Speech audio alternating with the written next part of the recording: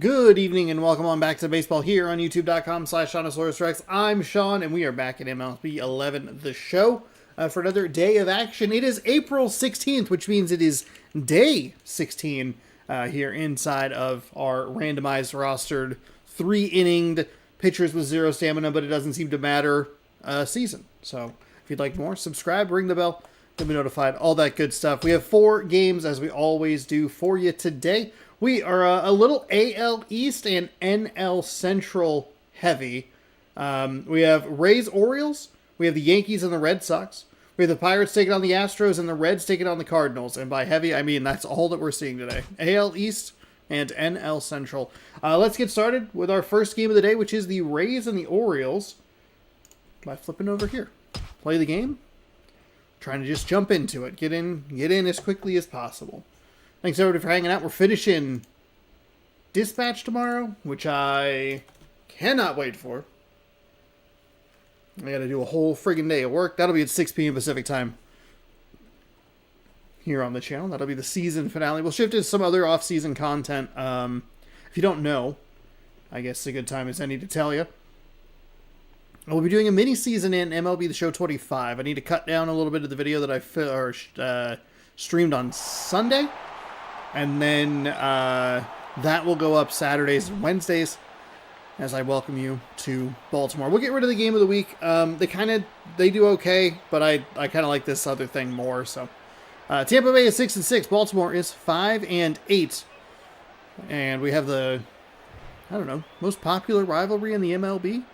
Now we can skip this right to the lineup. Okay. Franklin Gutierrez is the center fielder. He will be leading off for the Tampa Bay Rays.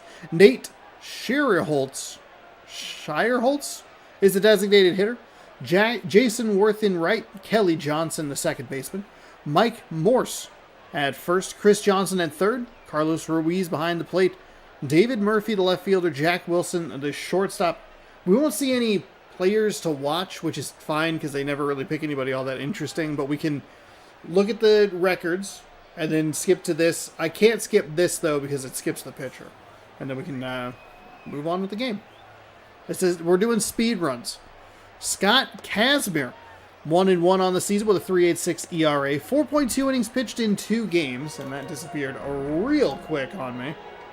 Not even close to getting the, the stats there.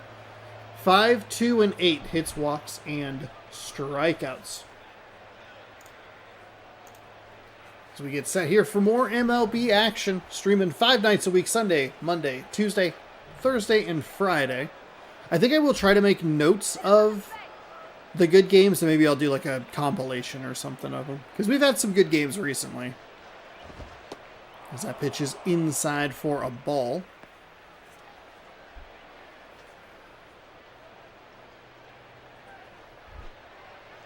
Top of the first. Because that's how every game starts. Feeling a little bit more awake today, which is nice. I really struggled through the first probably hour of yesterday's stream. And then, get this guy right here. Get him out of the game. Get him out of here. Here comes the 1-1. That misses outside, so bat stays on the shoulder, and he's worked himself in a favorable 2-1 count.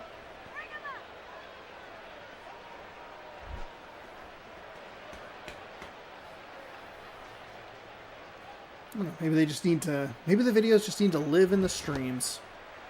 Swung on and missed. There is a strike. Makes it a 2-2 count. First time the batter takes it off his shoulder. The bat off his shoulder, that is. Let's see what this lefty has for the right-handed batter. Steps and fires. That's high. Ball 3. Full count to the leadoff hitter.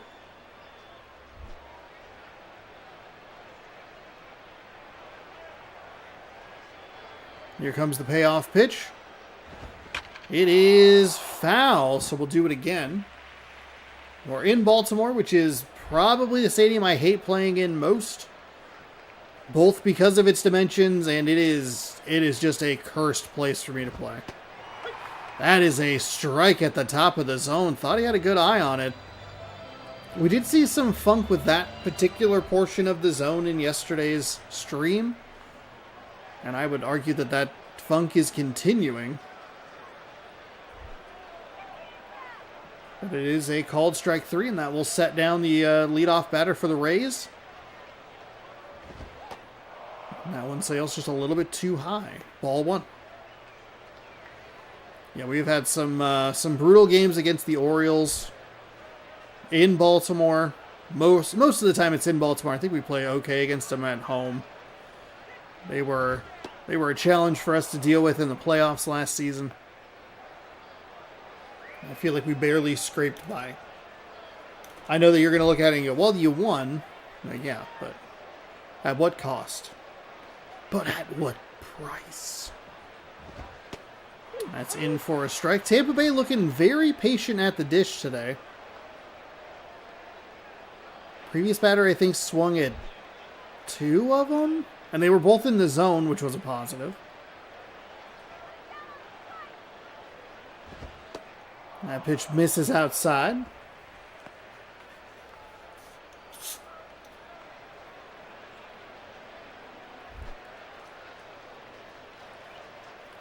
Three and 1.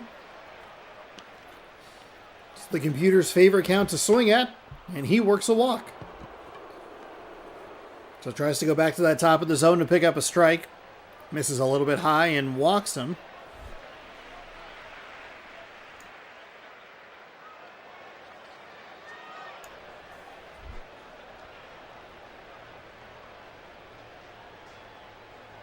It's a 1-on-1 out here for Tampa Bay.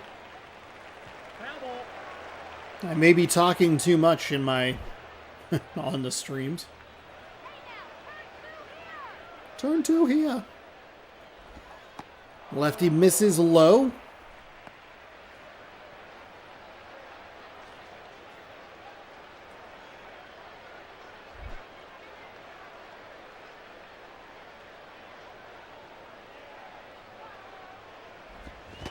Swung on and missed for a strike. Nice job with the pitch there.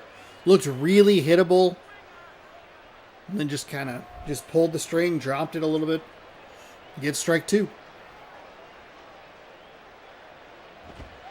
That pitch is on the outside and misses. 2-2.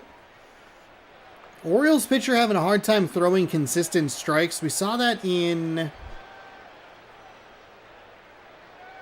Was it the Rays game? Do we have the Rays in back-to-back days? That is hit up the third baseline and foul. Rays... It was the Rays-Royals game. It wasn't yesterday. It was Sunday. That is swung on and missed for out number 2. One of the most annoying things about YouTube Studio is every time you start a stream or reload the page, you have to go from top chat to live chat.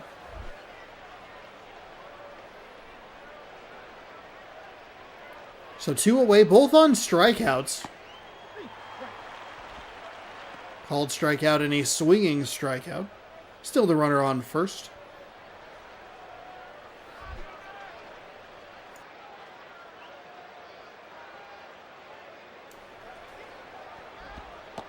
And that pitch misses outside.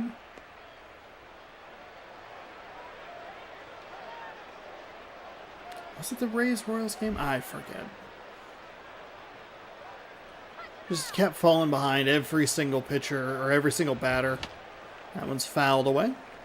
This is where it starts to get interesting for the Orioles, because they are only getting 1 out at a time. That has led to some funky innings. That will not be the case here as the second baseman scoops it up cleanly. Knows how much time he has and able to throw it over to first for out number 3. So they work a walk but can't do anything with it. It's 2 strikeouts and a ground out. That'll bring up Baltimore. It'll be led by John Jacob Jingleheimer Schmidt. Right fielder Corey Hart. Evan Longoria at third. Rick Ankiel in left. Derek Leith, first baseman. Miguel Montero behind the dish as Drupal Cabrera, the shortstop. Corey Patterson out in center. Luis Castillo, not that one, the other guy, at second base. John J. Gubjingleheimer-Schmidt is a designated hitter, if I did not mention that.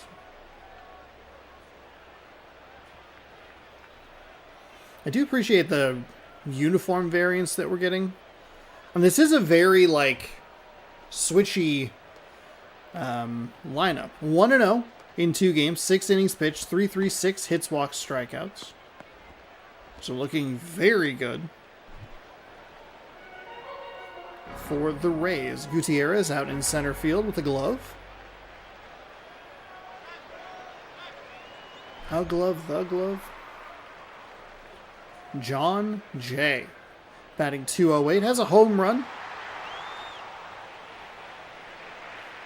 We have 2 lefty pitchers today.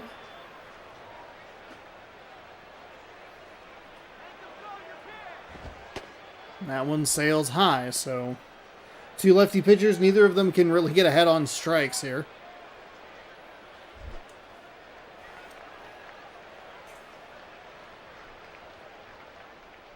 Lefty winds and fires. That is in for a strike. Nice pitch.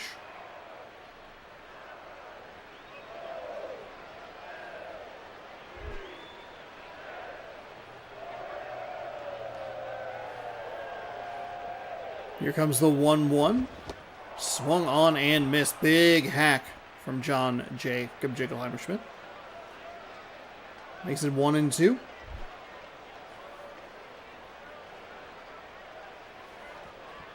And that's already the difference here and early in this one. Baltimore, even with just his first batter, a little more aggressive. Instead of a 2-1, it's 1-2. Forces into a swing there that could have made it 3-1. And swings and misses under the curveball or changeup that's left a little high in the zone. It's a scary pitch, but does get the swing under it. Corey Hart next up for the Orioles.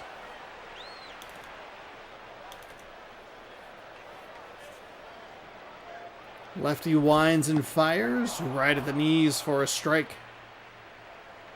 The rare 0-1 count.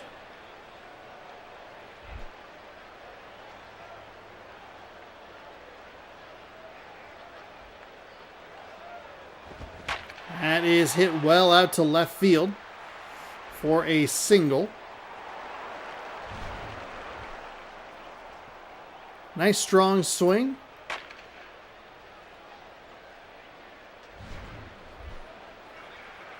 Drops the bat right between the catcher's legs. Longoria stepping in, playing his actual team, right? That was at his picture. Sure was. It pops in. It's a little slow. They are going for the steal. He is safe at second. Looked like it was a pretty good jump, and the throw was maybe not the strongest, but that slide momentum, it just dies for the runners. And there's a lot of, funky animations or lack thereof from the defenders as that pitch misses just outside. The second base or the covering guy just caught it and then just kind of stood there. Didn't go to apply the tag or anything. 1-1 with 1 away. And especially in this day and age where you don't have a replay review.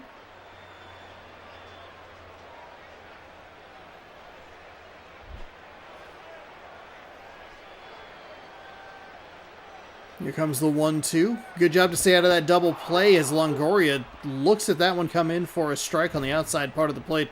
It's a really nice pitch. You can see it there with the pitch tracker. The 4-seam at 93. 0 inches of break, but right on that outside edge, and that sets him down. Rick Ankiel. 7 RBI on the season and a great opportunity to pick up number 8 here in the bottom of the first with 2 away. Runner in scoring position. That one missed outside. Couldn't have missed by much. Looked good from our angle. But we are off to the side a little bit, so.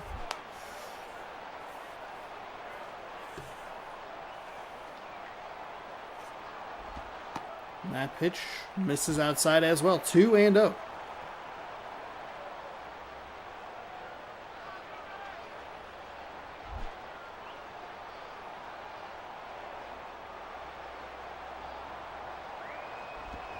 Oh, rolls over into the first baseman, underhand toss. That pitch was very low in the zone. He was not going to do a whole lot with it. Got a little anxious with a 2-ball count.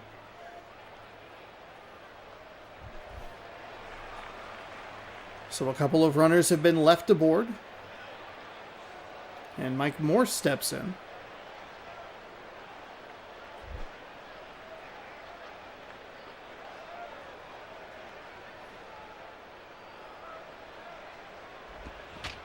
That one is hit well, but foul.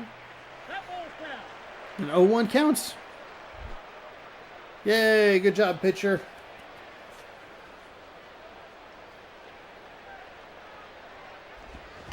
Swung on and missed. 0-2.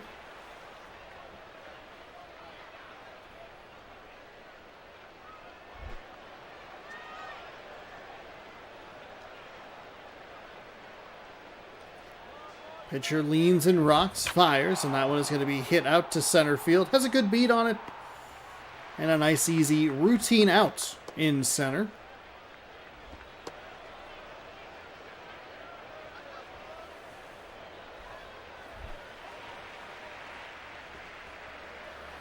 Chris Johnson has a .417 average, a home run on this young season. A handful of RBIs.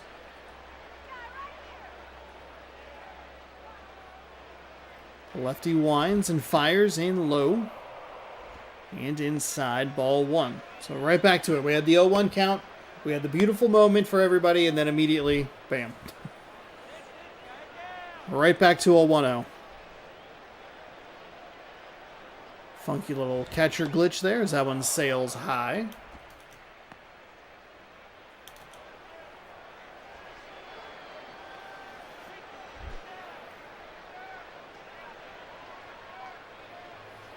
See how aggressive Tampa Bay wants to be here with this 2-0 count. It's a good eye. That's a similar pitch location to where the Baltimore batter swung at it. Unfortunately, it was out number 3 for Baltimore. Fortunately for Tampa Bay, that ball was low for ball 3. And he takes a 4th straight ball for a walk. So the lefty really having trouble finding the zone. You wonder if you're a manager, when you start getting that bullpen moving, you can't be issuing free passes like this.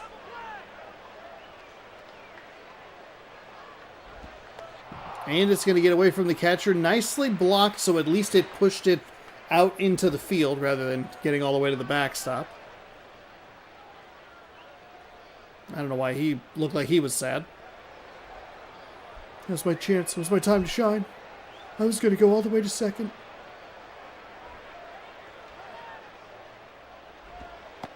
That pitch misses outside. 2-0. 6 straight balls thrown. Tampa Bay has absolutely zero reason to take the bat off their shoulder. Let him throw a strike. Boy, it's so much easier to commentate that than do it myself, huh? That's 3-0. 7 straight.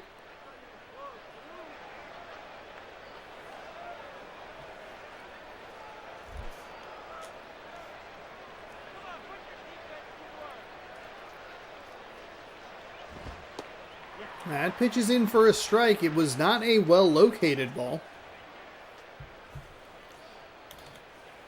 But it does drift over. And pick up a strike. 3-1. That one gets the zone to fill the count.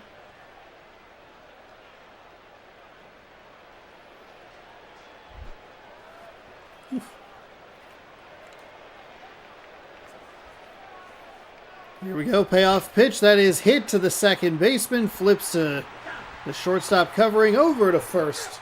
And that is a double play to end the inning. So he threw 7 straight balls and then 3 strikes.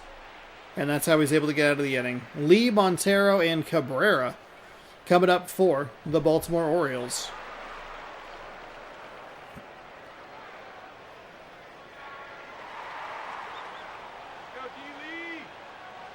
Let's go, D. Lee.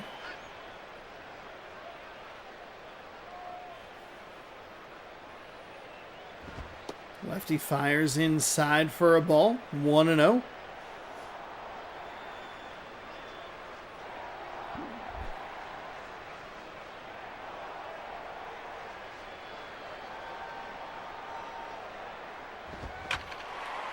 Lee with a swing, late on it and foul. Evens things up at 1-1.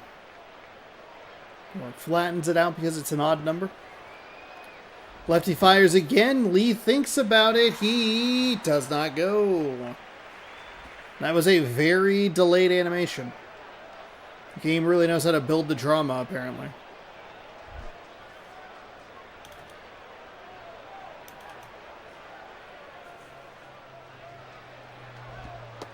That pitch misses low.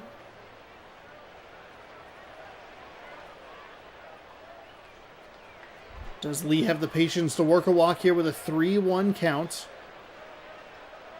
Batters love swinging. He's set up inside, and it's ball 4. When that catcher sets up inside, it feels like it's a 50-50 opportunity. It's either going to be a walk or it's going to be a very hittable pitch. And that one sailed for a walk. But it does seem, maybe it's not even 50-50. It might be slightly more towards just kind of leaking over the plate either way. Lefty, nice job to bait the runner between first and second. Doesn't matter, he gets to third anyway. Kind of busy doing stuff. Won't be talking much, but I am listening. Well, thank you for stopping by. You can always put this on as background noise. I appreciate that. As Drupal Cabrera. Excellent opportunity to drive in a run here, especially late in this game. It's the bottom of the second. It's only 3 innings, so. As was pointed out in the chat yesterday, the walks are extra devastating, and that was how these runners got started.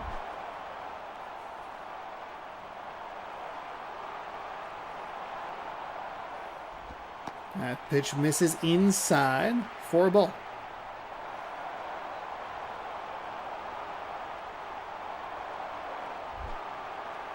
One and one. Runners on the corners. No score here. Bottom 2. That's in for a strike. Low, but you know what? That's a good take. We saw what happened last time. He rolled over it. Not this particular batter, but the Orioles did roll over a pitch with a runner on.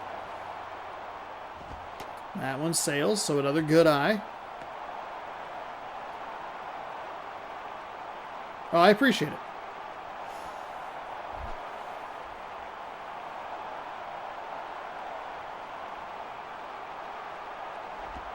That's outside. Okay.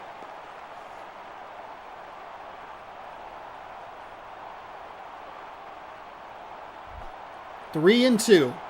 Payoff pitch coming. There is nobody out. That is hit to left field. The left fielder has it in his glove, and that'll tag up. TOC All-Stars waiting for the Zags game at 7. I'm not sure what TOC All-Stars, but I appreciate you stopping by.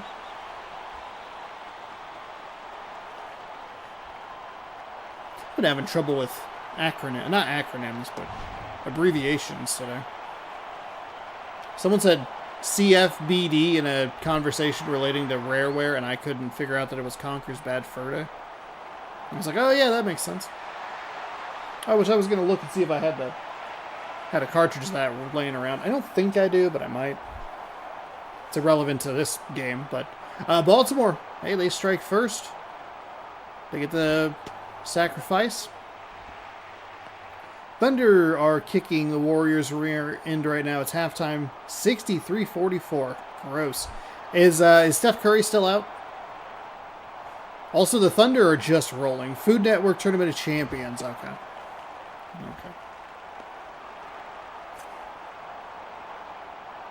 Ooh, oh, is Gonzaga playing someone good today? I don't have my phone. That's unfortunate. I saw that the Zags moved up a little bit in the rankings. That is, hit up the first baseline foul.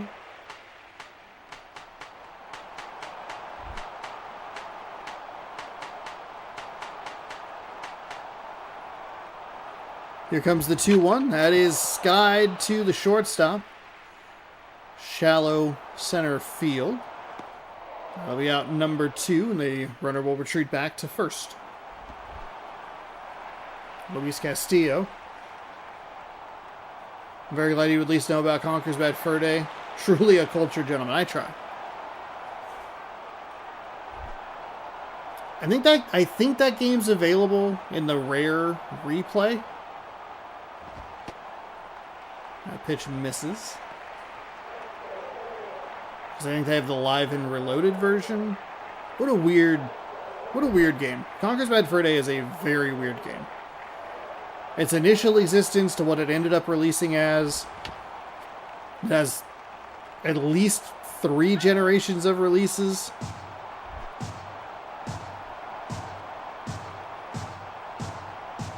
Last week's episode, oh, close enough. It's outside.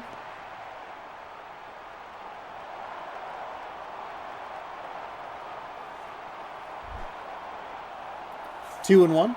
2 away. 1 on. Swung on and missed. That was a big swing.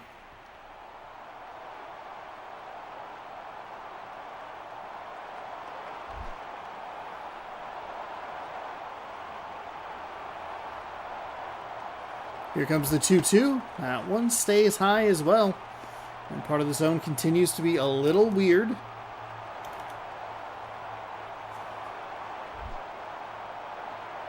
So another full count. Got to imagine the runner is in motion. That is hit well down the foul line, or first baseline, but foul.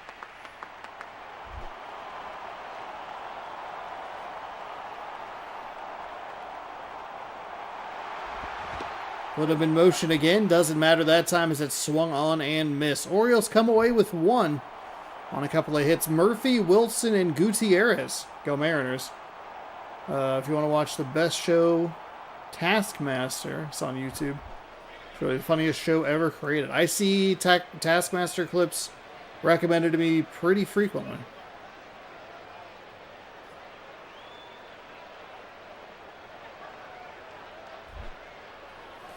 So here we go, top 3.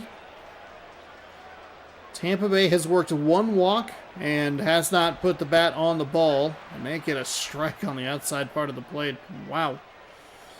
For the 2 lefty pitchers in this game who have not been able to locate the strike zone, that is a surprising call. 0-1.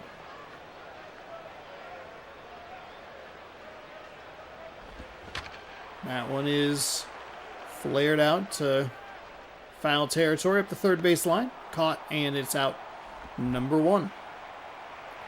Jack Wilson. Wait, do they have 2 Mariners going back-to-back here? Hell yeah.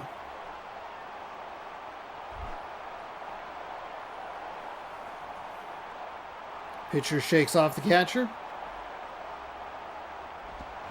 That is smacked but foul. Foul ball.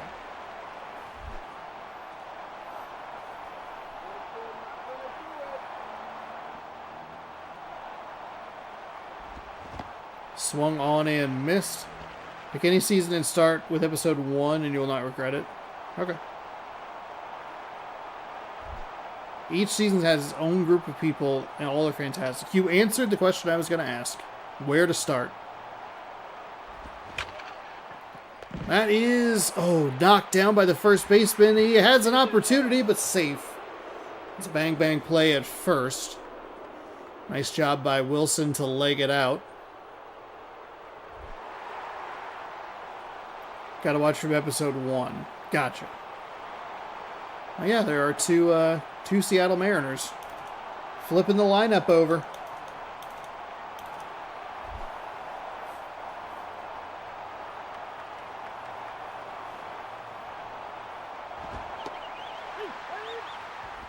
Nice strike pitch right there. And it's a great effort, going back to that last play, it's a great effort by the first baseman. He at least knocks it down and gives the team an opportunity to get the out.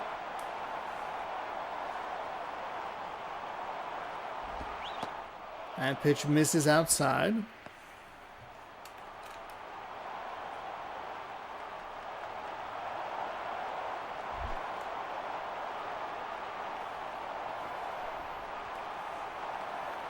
Here comes the 1-1.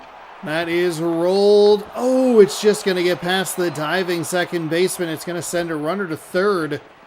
Throw is in late. And Tampa Bay in business here as they get that second time through the lineup.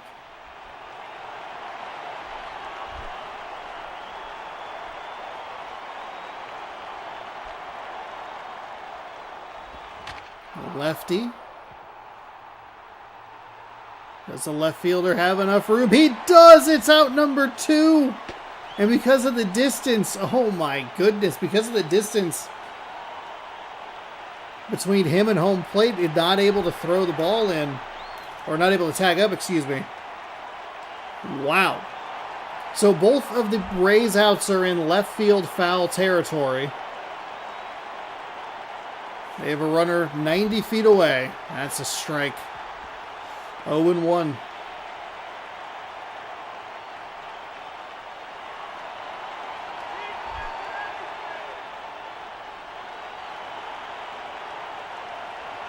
Lefty readies and fires. That sails high. 1-1. 2 on, 2 away.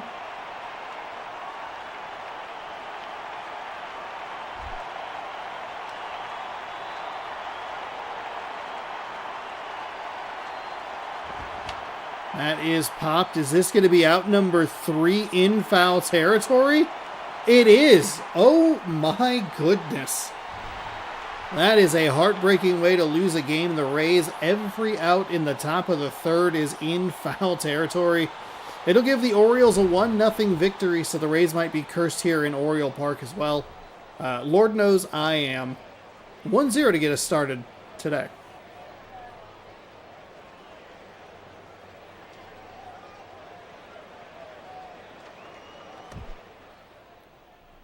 Scott Kazmir, 3 innings, 2 hits, 2 strikeouts on the day. He improves to 2-1. Phil Koch falls to 1-1. And no home runs for either side. The lone run scored on a sacrifice fly. As I'm going to hop up, I'm just going to go grab my phone real quick. While this, actually, we'll get the other game. We'll get the other game started. I think the load takes longer on the getting into the game. While I do that, I will change this thumbnail to that one. All right, we are going to head to Boston. Yankees Red Sox as we continue to stick in the AL East. And while that loads, I will be BRB.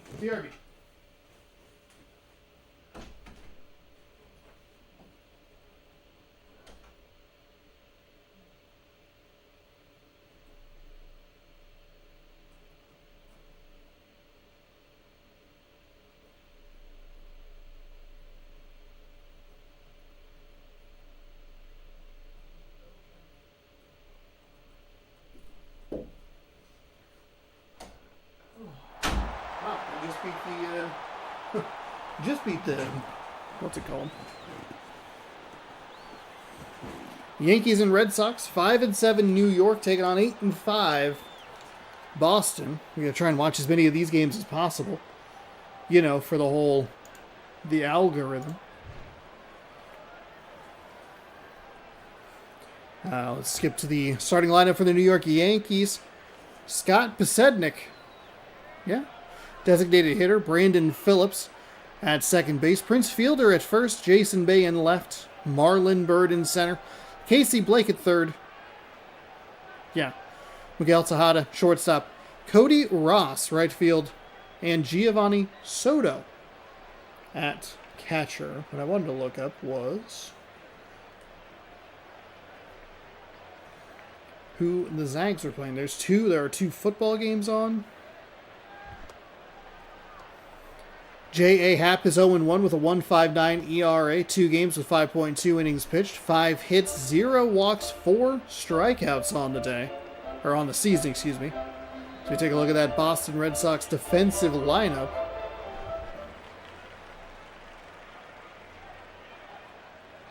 Let's see. Golden State Warriors are 10-1. Wow.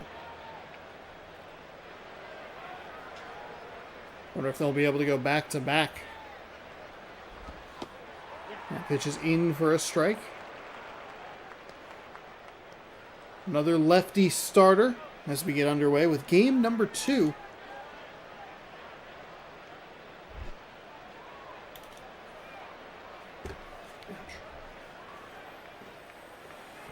Here comes the pitch, and it is right in that high corner.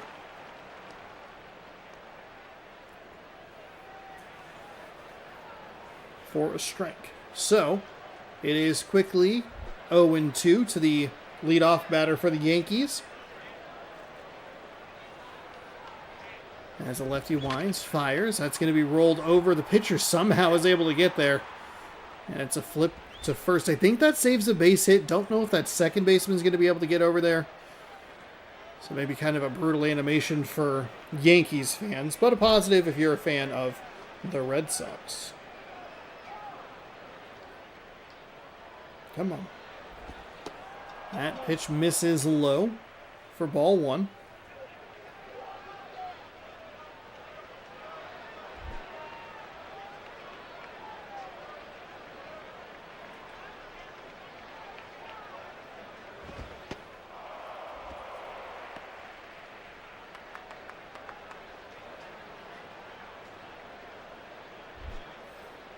Two 2-0.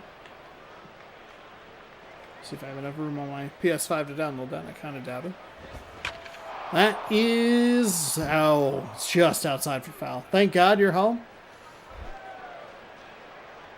I'm glad you made it home. I'm glad you're home, too. You know what? I'm glad I'm home. Thank goodness I'm home. Thank goodness you're home. That's a nice strong throw across the diamond. Waiting in the hospital for 2 days. Oh, good God. Yeah, that does suck. Holy moly. Yes, that is awful. Thank God you are home. Whew. You know, because do you read that? You don't want to assume anything as like a host or whatever. It is absolutely launched to right field. Just nothing. We might need to turn up the... Matt didn't even... I think that hit the register on the wall and was like, we're done. We're done watching this home run now. So 1-0 is that was Prince Fielder, I believe, for the Yankees. Gets them out to a lead. You might be discharged today and wait for hours, wondering if you are or not. Oh, God. Yeah, like as a host or whatever, you definitely want to go like, hey, they're home from work. You know, maybe it was like a rough day. Don't want to assume or be dramatic. But, yeah, thank God you are home.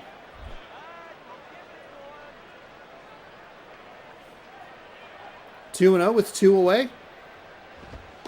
That's in for a strike.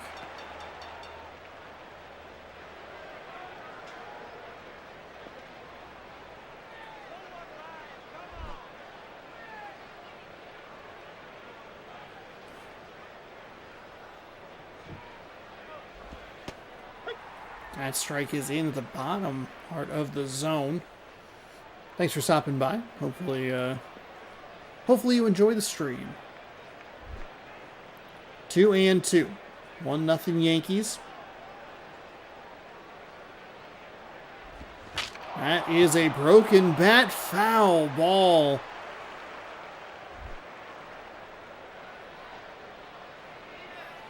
Pitcher shakes the catcher off. Winds and fires. That is in for strike 3.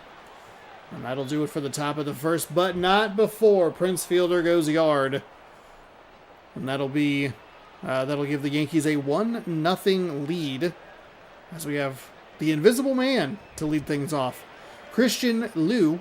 The center fielder Adrian Beltre over at third. Jason Hayward in right. Carlos Lee in left. Benji Molina behind the dish. Justin Smoke at first. Jason Bartlett, your shortstop. Jorge Cantu, the designated hitter. And Blake DeWitt, second baseman. With only 2 true lefties. A couple of switch hitters.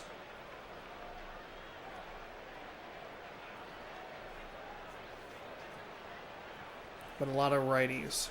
All right, don't take a drink because you need to read the rest of this. Lock in on the right side of the screen and tell you all about Brett Anderson. He's 1-1 with a 2.84 ERA in 2 games. 6.1 innings pitched, 7 hits, 2 walks, 3 strikeouts. It was tight. It was, I think, tie goes to the commentator.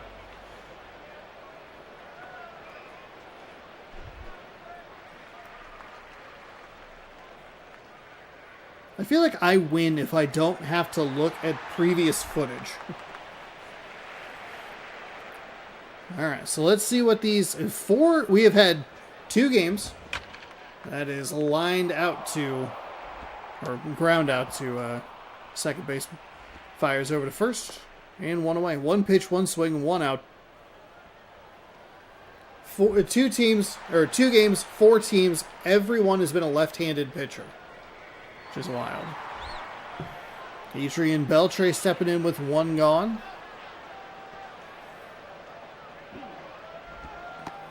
That pitch misses low for a ball. 1-0.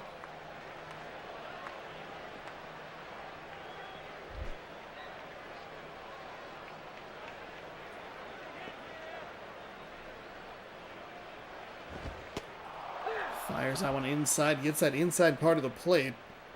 And that is strike 1. 1-1 to Beltre. Early still in this one.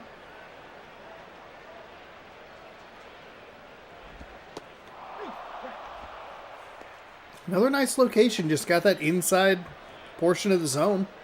Right on the edge.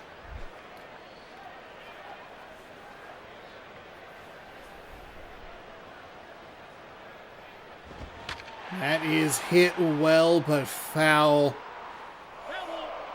Put a good swing on it. I keep wanting to call it Penske pole, but it's pesky pole. I mean, that's the spot you want to try and hit an opposite field home run to. Almost in that exact manner as well, as he swings and misses on that one. So 2 away for the Red Sox here in the bottom of the first. If you're going to be, a right-handed hitter and slice it that way, just try to get it around the pole. They had a funky walk-off this year, Boston did, around the pesky pole.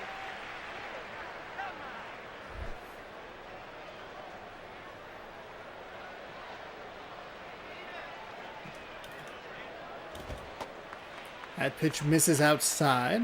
Ball 1. Oh, I didn't even look up who Gonzaga was playing. Oh, no, you can't download. I don't have enough storage. Oh, well. It's in my library. I'll figure it out. Score out. That is popped out towards center. Has a good read on it as the wind is really carrying it. A big hook. And that will do it for Boston here in the first. Still 1-0. Bird, Blake, and Tejada coming up. What do we got? Oh, it's Creighton. That's right. Creighton. Is that in... It's actually at the McCarthy Athletic Center. The last game that the Zags played was I think the one game a year they play at the Spokane Arena, where they play some of the bigger teams. Oklahoma would be a bigger team.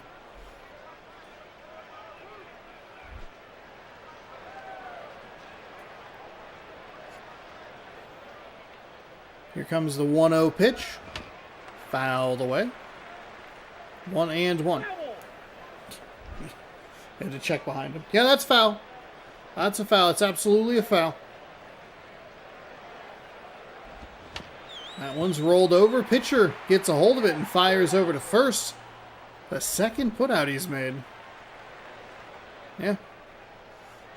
Casey Blake is an 0.59 hitter. 1 home run, 1 RBI.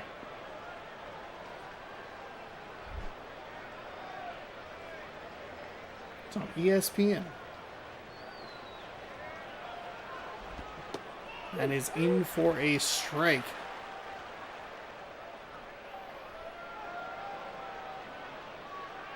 His hat's kind of moving weirdly when he does his little swing.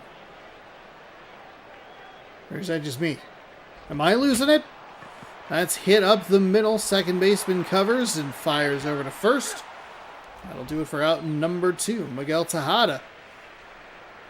Has a couple RBI on the season with a 250 average so far. Looking to keep this inning rolling.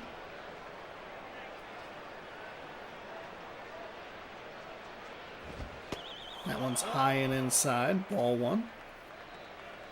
Is one swing going to be all New York needs to get a victory here in Boston and try and drag Boston back to them? Tighten up that AL West race. Or East race, excuse me. New York, well known for being on the West Coast. That one is just short of the Green Monster. Wasn't sure. I mean, you figure because of the way that the left fielder's playing it, that it's gonna drop. But it's like, is it gonna try and go off the wall? Who knows? Carlos Lee will lead things off of the Astros.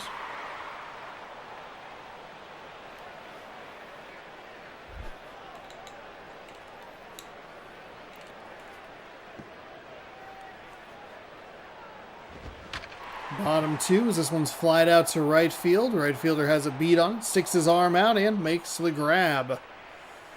1 away.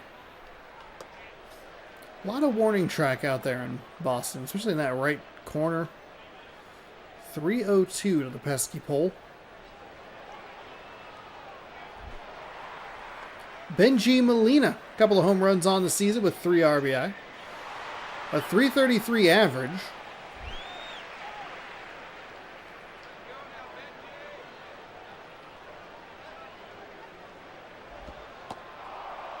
It's a nice pitch. It's on the outside. Doesn't really look like it's going to be a strike, but just kind of hugs that line on the outside. And pretty good movement on the pitch as well. 0-1. That pitch misses low for a ball.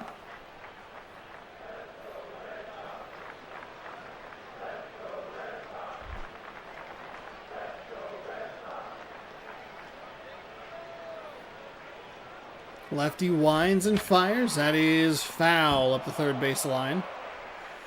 Not a lot of room to go foul between the pole and the wall out there in Boston. In left field. That one stays high for a ball.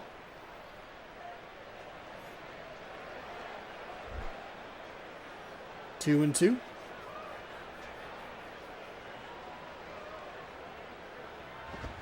That is hit, but got under it.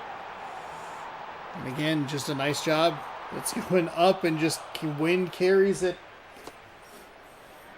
Saw where that ball was going to land and there to make the catch.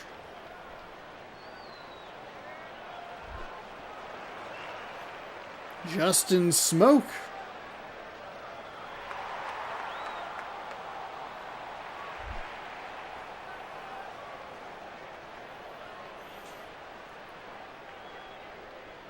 With 2 away. Takes a strike in the low outside corner. 0-1.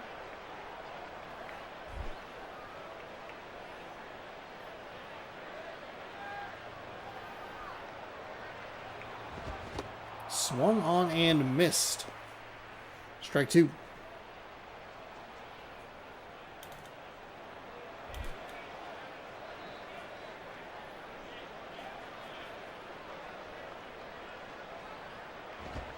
That one stays high. Good eye for Smoke. That pitch probably would have got me.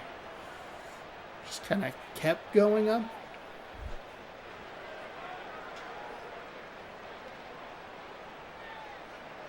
Here comes the 1-2. That one stays outside. Makes it 2-2. Smoke with a good eye. Both of the strikes, though, that the pitcher had were in good spots, especially that first one. 2-2 is on the way. Smoke takes ball 3 low. Full count.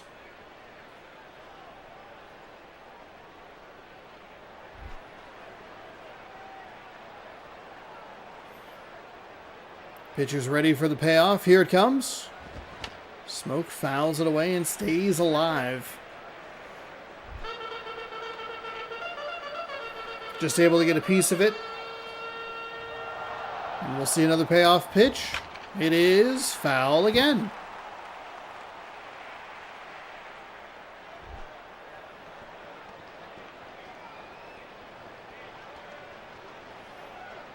Payoff pitch number 3, and that one is a walk. I'm surprised that it didn't give us the hit animation there.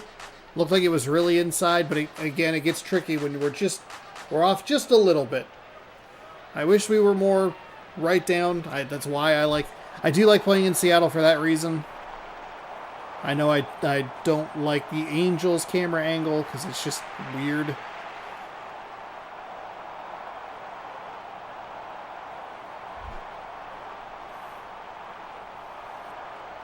So a 2-out walk keeps this inning alive, and this is going to be hit out to right center field. It is going, it is going, it is caught at the warning track by the bullpen. So the walk is quickly erased. Ross, Soto, and Posednik coming up for the Yankees. 1-0 lead.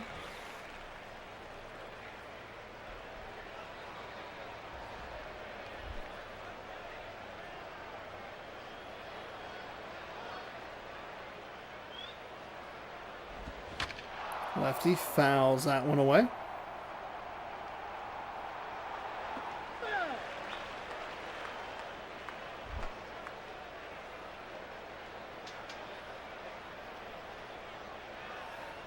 Lefty steps and fires. That is foul up the third base line.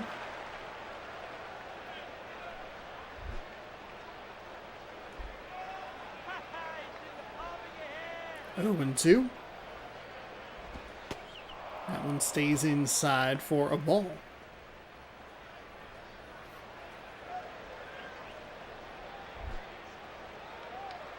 One and 2.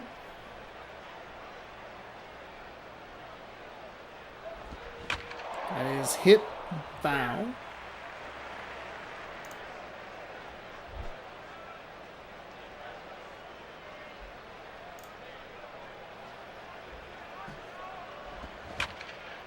And that will be hit to the shortstop. Makes a nice throw. Over to first for out number 1. That falling back throw. Did a good job to leave it a little bit short. Makes it a nice easy skip right into the first baseman's glove. That'll bring up Giovanni Soto.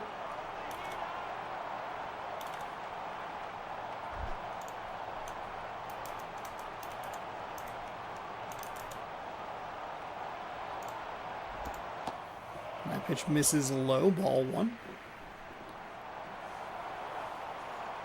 Yankees have a real opportunity for one swing to be the difference in the game, quite literally. A solo shot in the top of the first is all that's been written in this one, as that is an out. It's in foul territory. Nice play there by the first baseman, and that'll bring up Scott Posednik.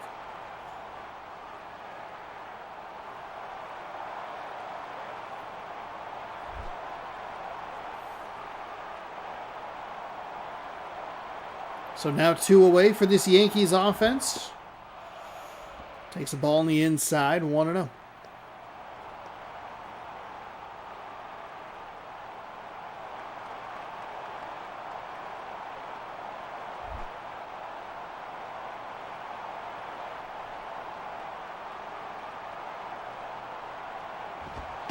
That one stays outside. 2-0. Like to see this Boston pitcher be a little more aggressive. He's only given up the 1 hit.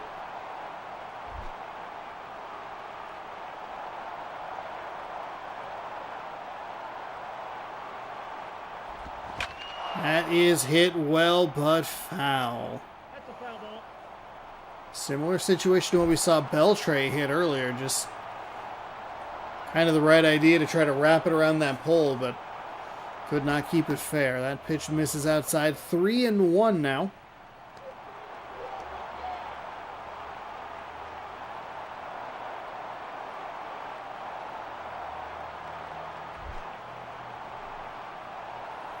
3-1.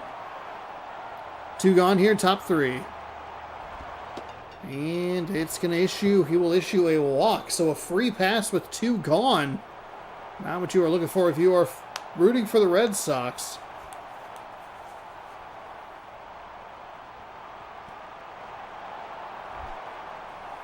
Brandon Phillips, 429 average with a home run, a couple RBI. He is 0 for 1 today.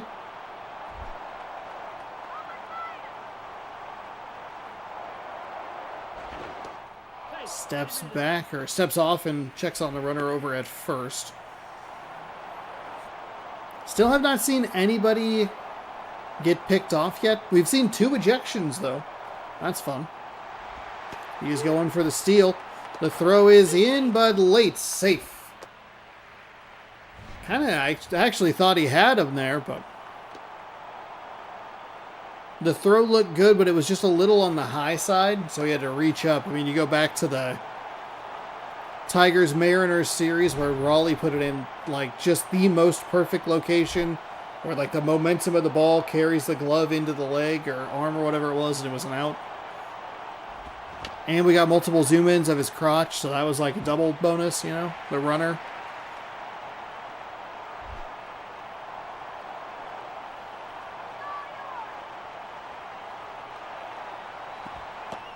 That pitch misses inside. So a runner in scoring position here for the Yankees, 2 away, up by 1.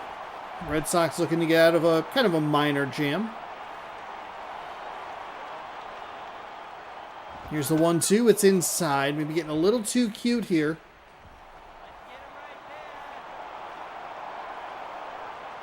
Two and 2.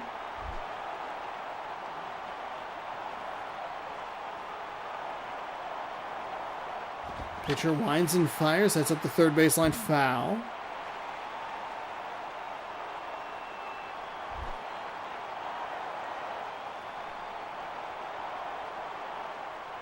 Here comes the 2-2. Swung on and missed. That was a really nice pitch. Curveball or changeup started really high and dropped. Dropped in a competitive spot. That means that it will stay 1-0. Cantu, DeWitt, and Lou. Lou?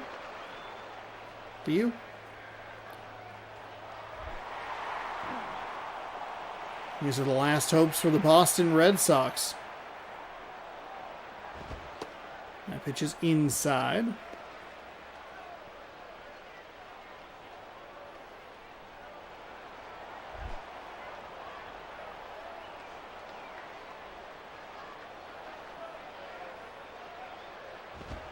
That pitch misses outside. 2-0. One swing can tie it, but if you can get a runner on base, one swing can end it.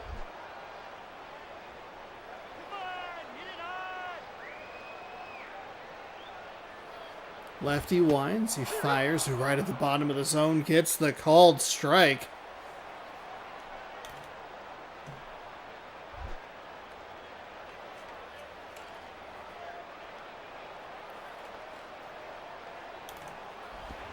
Swung on and missed, so that'll be bring it to a 2-2 count.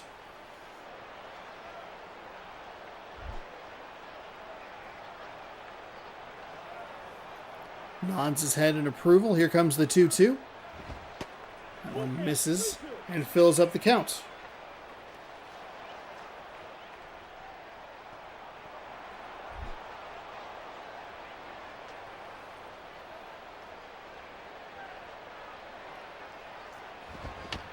That one's fouled off to stay alive.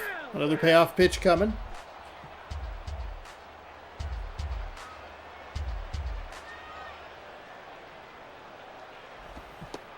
Ooh, gets him on the outside corner. A called strike 3 sets him down, and that's quickly 2 away for the Boston Red Sox.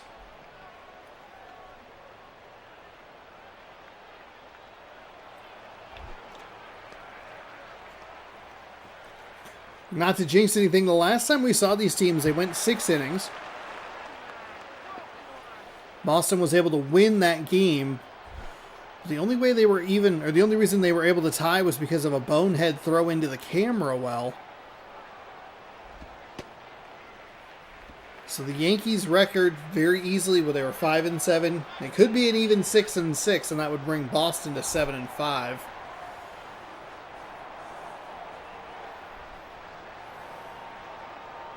Lefty winds and fires. That is hit out to left, but it is going to be caught, and that is your game. The Yankees need one hit. The long stroke. That might actually just be out number 2. I apologize. I got a little ahead of myself.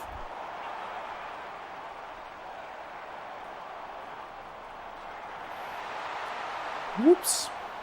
Sorry about that. For some reason, I thought they had a strikeout and then another strikeout, but now they're down to their final out.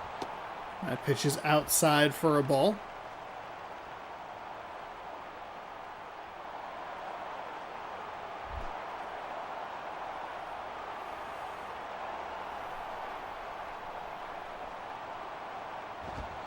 That's in for a strike.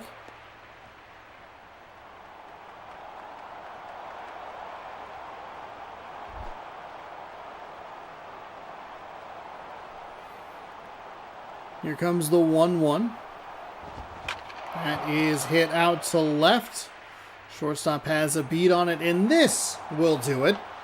Now I can restart what I was saying earlier. The Yankees takes just one hit.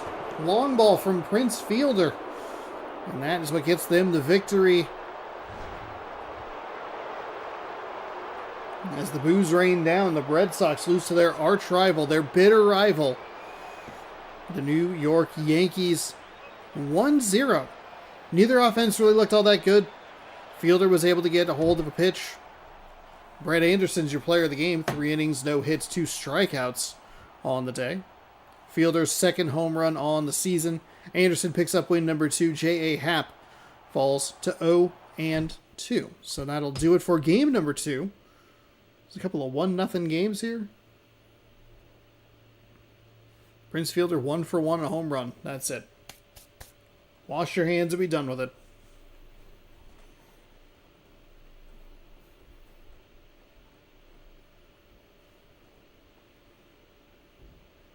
I'd like to maybe see a little bit more offense. We want to see more offense and fewer like absolute bonehead throws. You know what? We have played 2 games. So we will go ahead and save at the halfway points. Thank you again to everybody for hanging out. Appreciate it.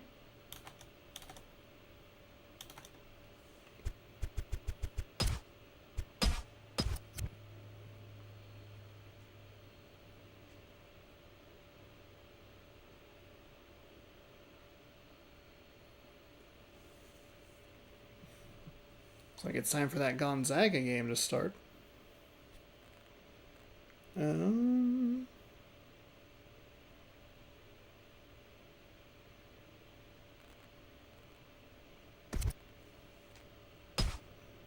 Can't download, ready to play, that's fine. And we are ready to go. We're heading, whoops. See, that's why we save, because I'm bound to screw up something eventually. Pirates Astros, I believe, is our next game. It is indeed. Pirates and... Oh, what happened? So I must have bopped the thing. We good? Okay. And then Reds Cardinals. Okay. Pirates Astros. We'll have to get caught up on some scores before we head into the final game of the day, and then we'll catch up on some more scores afterwards. Will I fix this thumbnail? Then I'll need to put that back on the clickbait. Oh, it's Yankees Red Sox. Oh.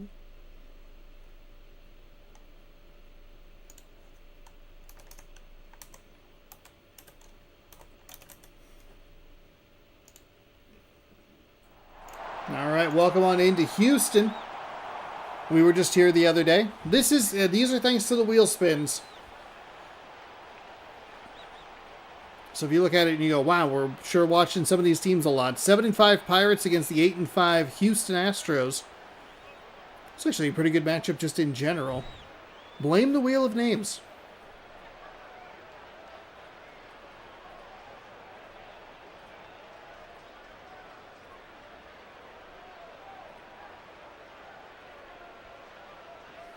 Oh, I could skip this.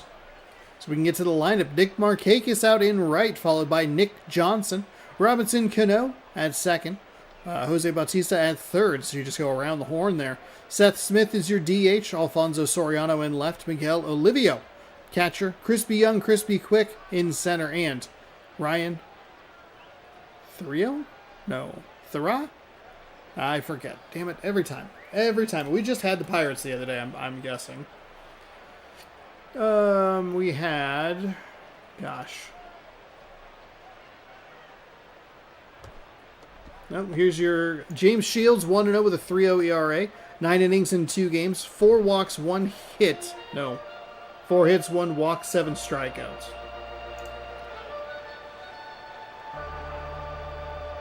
Yeah. 4 hits, 1 walk, 7 strikeouts. I was just a double check, so I don't know. Whatever. Nick Markakis is in from the left side. I get all distracted trying to look at notes and things. And because I didn't do it for the first literal 20 games.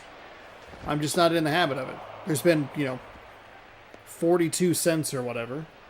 We're on what day? So it would be 15 times 4 plus 1, 61 plus 2, 63. So this is game 64 that we have watched. I'm still not in the habit.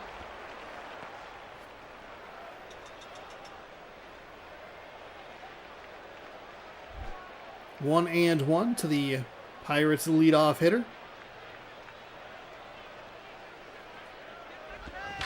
That is hit to the shortstop. He gloves it cleanly and fires over to first. Kind of an important note to make just because it gets bobbled so frequently. I'll bring in Nick Johnson, a .238 average with just the lone RBI.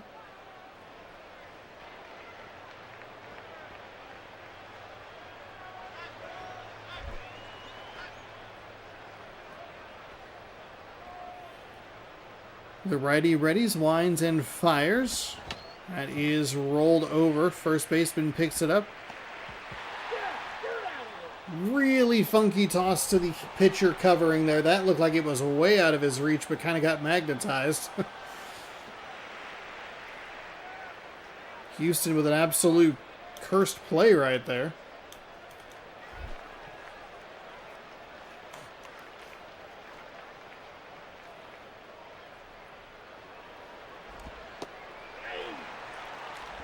Cano takes a strike at the bottom of the zone. Kind of looked a little bit low to me.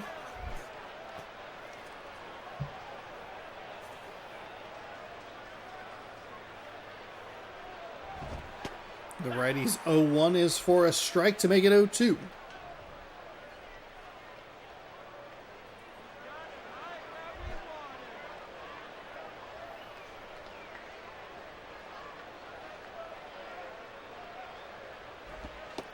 That pitch misses low. Ball 1.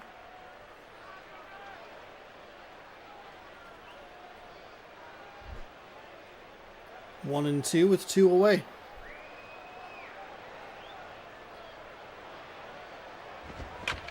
That is hit well but foul late. Off the the fancy boxes up there.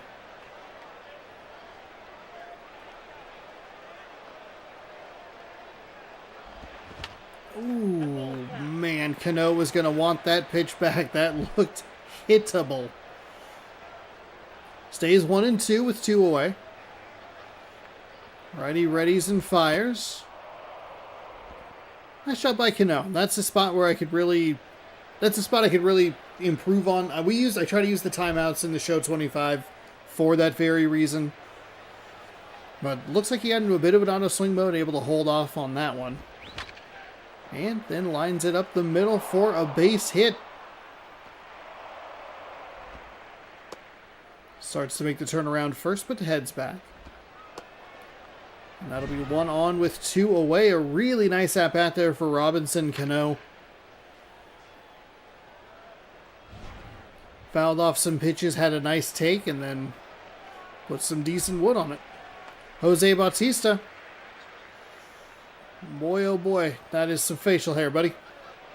It's awful. It's so bad.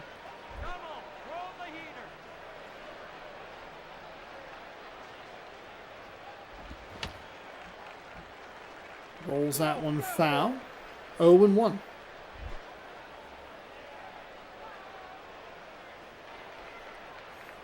Righty readies and fires. A pitch in the zone for a strike. 0-2.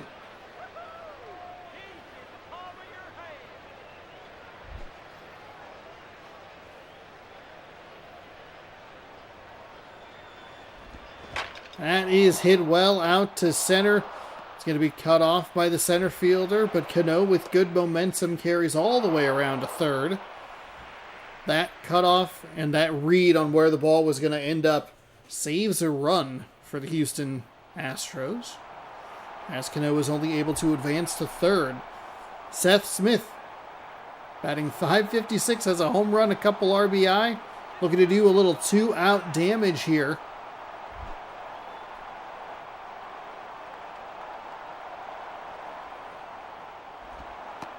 That pitch misses low. Good job holding back there. Not too amped.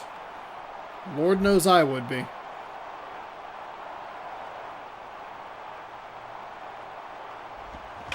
That is foul up the third base line.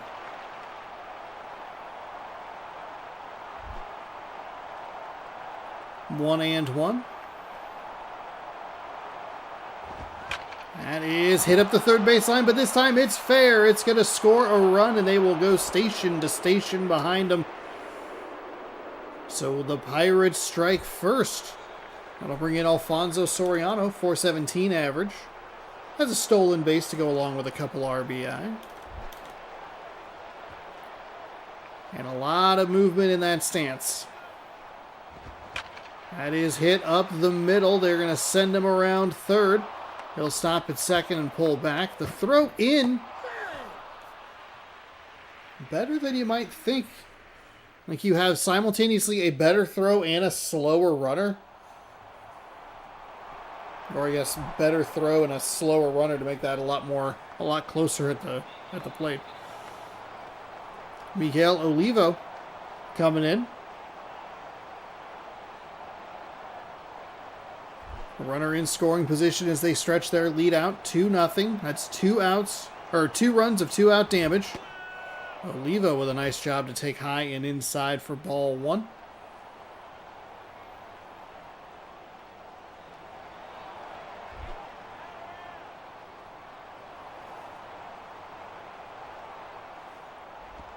Olivo takes strike 1. Kind of looked like it might start drifting outside, but just stayed in there for a strike.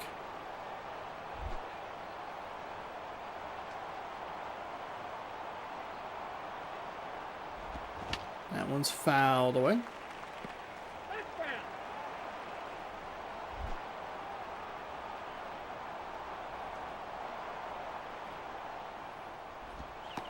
And gets the call. Wow, strike 3 on the inside corner. I mean, you got to protect yourself.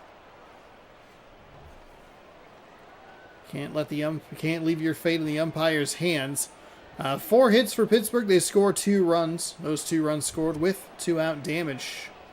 Sean Figgins leads off, the third baseman. DH Skip Schumacher. Sean? Yeah, Sean. I think I was a little too hard on the O there. Matt Holliday on left. Carlos Quinton in right. Buster Posey behind the dish. Billy Butler at first. Colby Rasmussen center. Omar Infante at second, and Marco Scutero, your shortstop. And that is your Houston Astros starting lineup. Brought to you by State Farm. State Farm. We're not really going to cover it. You know? John Lackey is 1-0 in 2 games. A 7 innings pitched, 1.29 ERA. 6 hits, 1 walk, 5 strikeouts on the season. As we take a look at that Pittsburgh Pirates defense. Cano at second. That's right, because it's yeah, it's right. They go around the horn.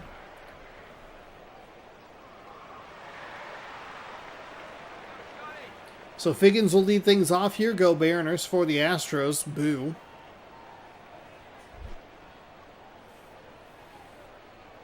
One of the final years of Houston being in the NL Central, a 6-team NL Central that you kind of look at and you go, why was this 6 teams for so long? And why was this 4 teams in the AL West for so long?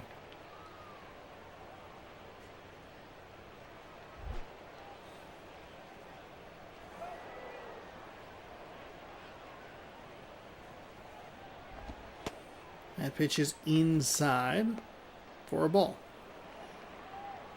So Pittsburgh gets out to a nice start, and the pitcher could do them a favor by having a shutdown inning, as they call it. It is 1-1. That'll be hit, and it'll be a sliding stop. Fires over to first, but not nearly in time. Good speed going up the base paths there. Going up the line, that's the word I'm looking for.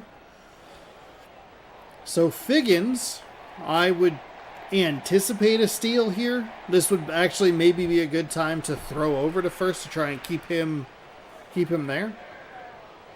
But we'll see what they want to do with Schumacher stepping in.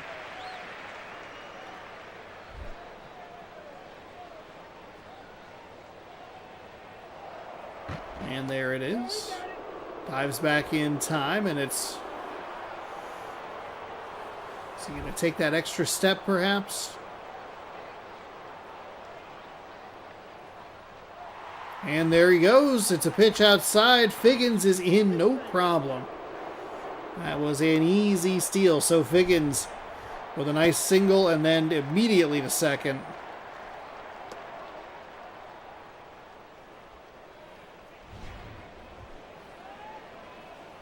I don't know if that's actually the catcher's fault. It was a pretty good throw. Figgins just had a better jump.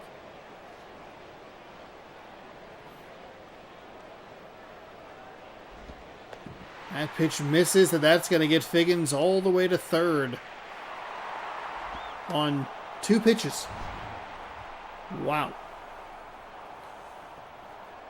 Does a nice job to try and block it, but doesn't seem like he gets over quite enough, and instead of trying to corral it or bop it out in front of him to hold the runner, skims off his right leg, and it's advanced to third.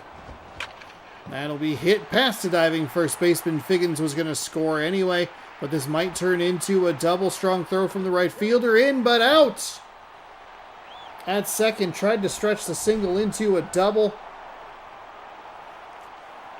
And the aggression bites the Houston Astros. Out number 1.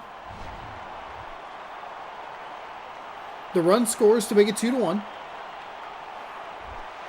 So a nice job at a get-back inning of just, hey, we're going to score 1. Now we can go from there.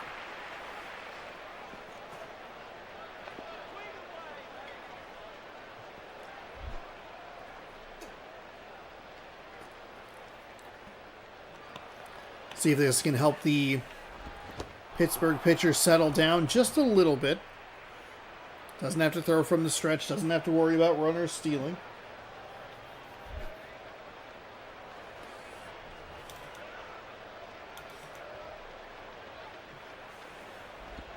Ooh. That is a dangerous curveball.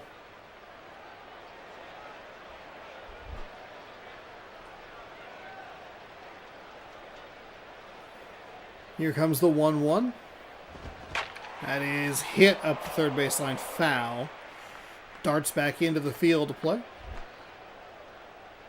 And it's now 1-2.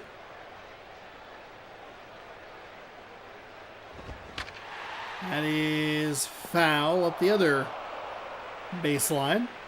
1-2.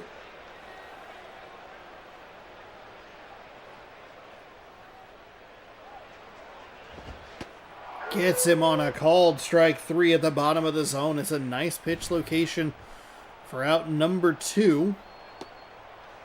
Realistically, probably should just be out number 1, but you got to take what the Astros gave us, and that was an out on the base paths. Carlos Quinton with a .364 average. Stepping in here.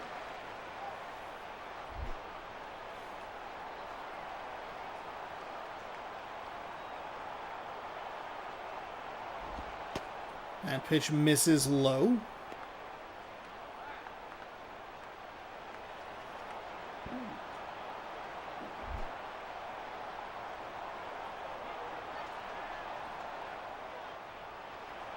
Here comes the 1-0. That one, a slider that drifts outside.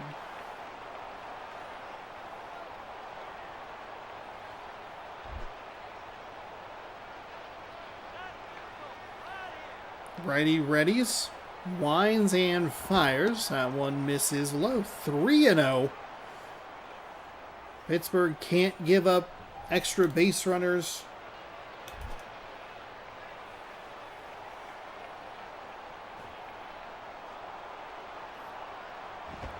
That one stays high. So, good job to work a walk there on a 4-pitch walk. That'll bring in Buster Posey. 1 home run, 5 RBI, and a stolen base.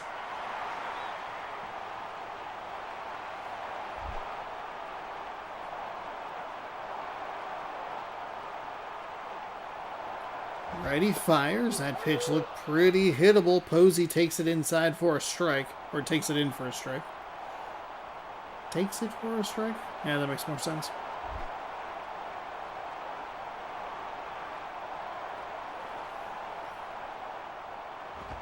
That one misses inside for a ball.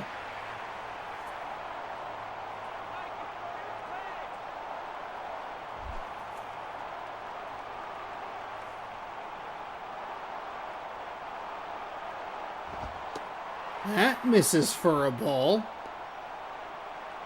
This Pittsburgh pitcher just cannot figure it out. Can't find the zone, and the umpire is not helping him. 2-1.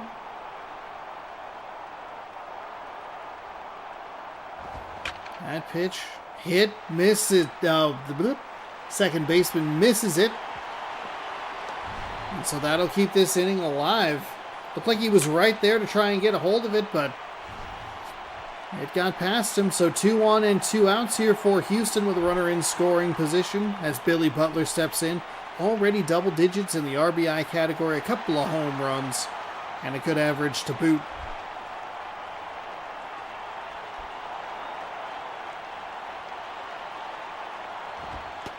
That's in for a strike.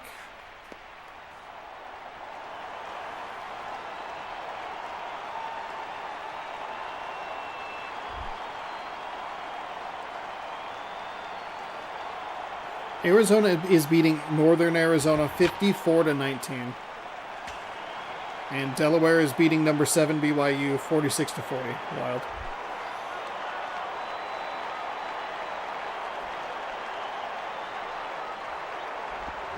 There's the pitch, the swing, and the miss. Strands a couple of runners and puts an end to the inning. The Astros likely should have tied this inning, but aggressive base running costs them an opportunity. They still get one across, and it's 2-1. Young, Therio, Crispy Young, Crispy Quick. Chris danced over the candlestick.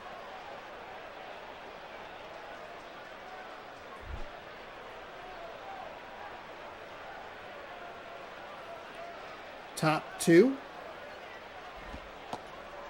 is in for a strike to open him up 0-1.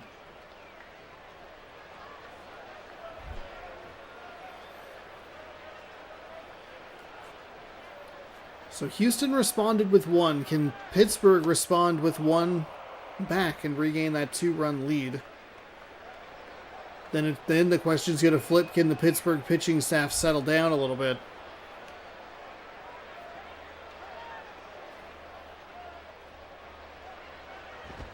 That is hit well, but foul. All the way up there onto the concourse. But a foul ball is a foul ball nevertheless. Here comes the 1-2. It's well outside.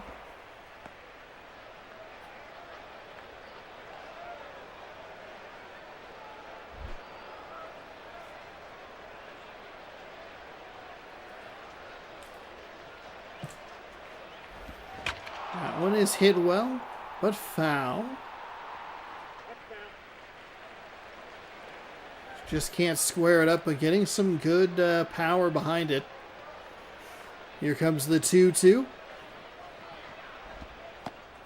It's a good eye. We saw that with Cano earlier in this game.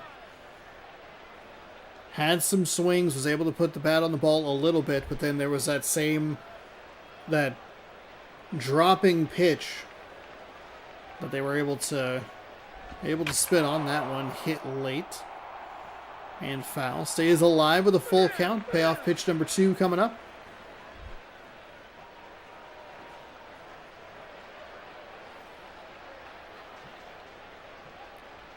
Winds and fires. It's a broken bat into foul territory. That is out number 1. So, bit of an anticlimactic way for that at bat to end. However, a very nice pitch to jam the batter, force the broken bat, and to get the out. 1 away.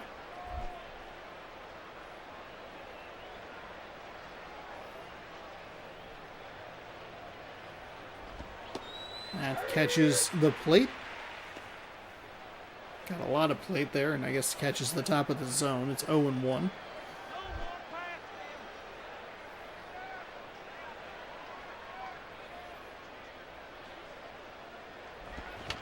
That one's rolled over. The pitcher doesn't even try. The third baseman's going to make the play.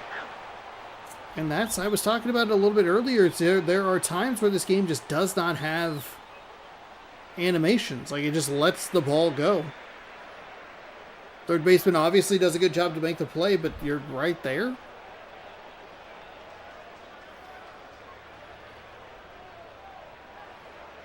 Pitcher winds and fires. No harm, no foul, but he does send that one high for ball 1.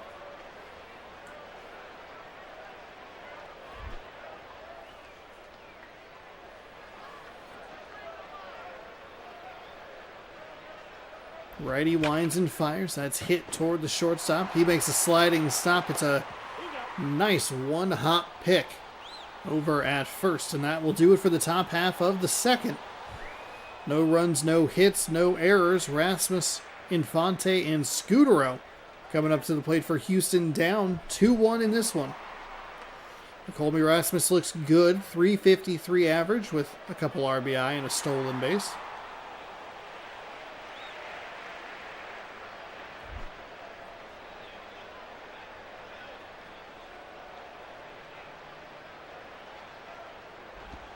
That plunked him. That pitch looked bad from the start. It started inside and just kept going. Gets him on the hip, and that'll put a runner on first with nobody out for Omar Infante.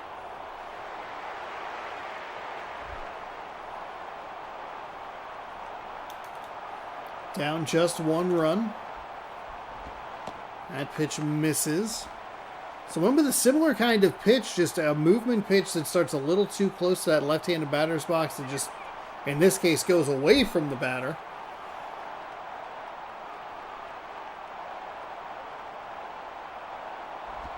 That pitch misses low as well.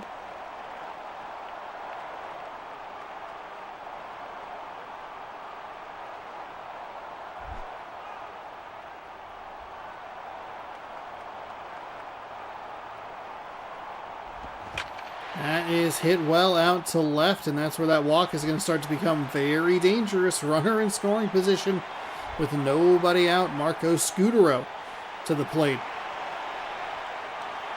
Some of these Astros have very nice averages.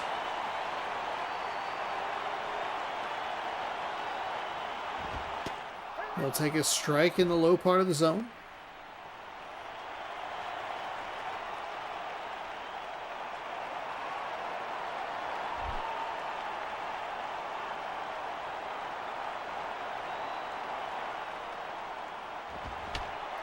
Fouled away.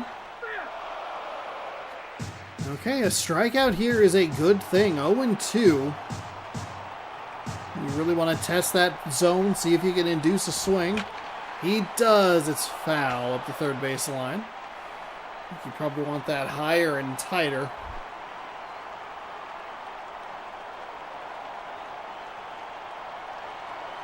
Here comes another 0-2. Good job blocking by the catcher. He missed one in the dirt earlier.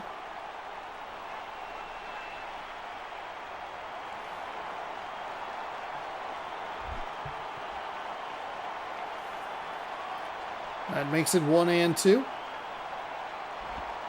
That pitch misses. 2-2 now.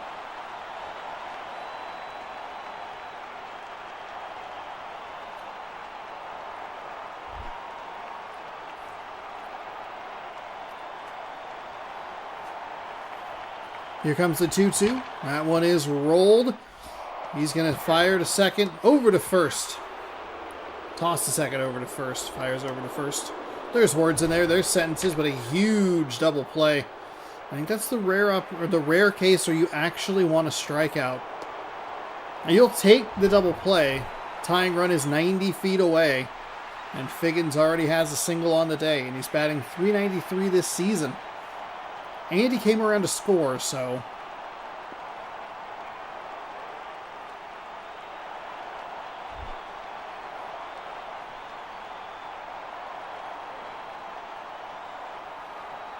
Two outs here. Goes with a curveball inside. That misses. 1-0.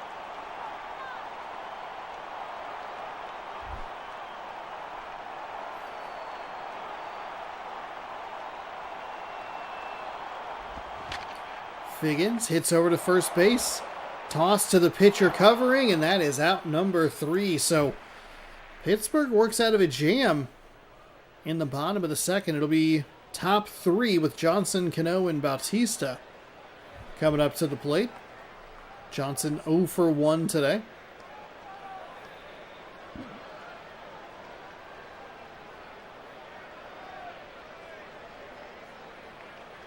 I think an insurance run would be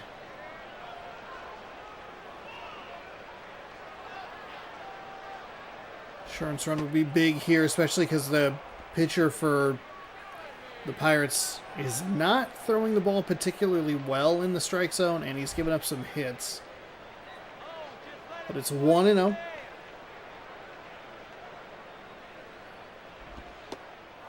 Absolutely agree with you. Walk off.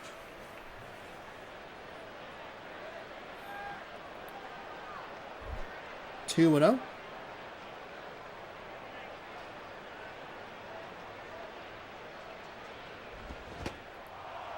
Tries to check his swing, does so successfully. That makes it 3-0. I mean, it's got to be a hands-off controller. Just let it come. Hands off. And he takes a ball high for ball 4 and a walk. Okay. Good start for the Pirates. And it does feel like we have seen a lot of balls. Not a great sentence.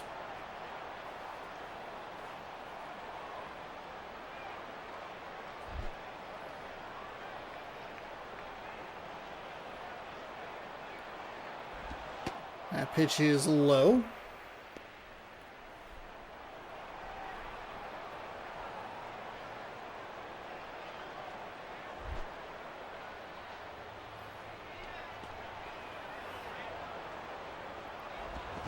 Cano with a big hack right there, trying to put this game away with that one. That makes it 1-1.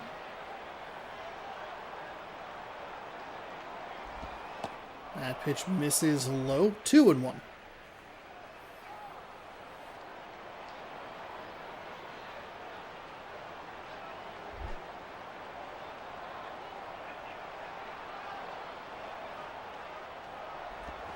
They're going for the hit and run. It pulls the second baseman out of the way.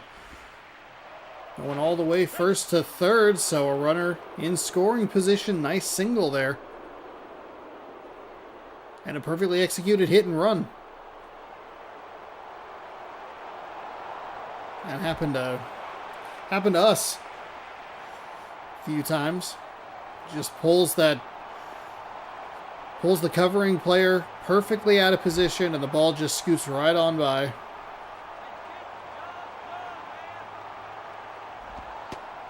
Bautista takes a strike on the low outside corner, 0-1.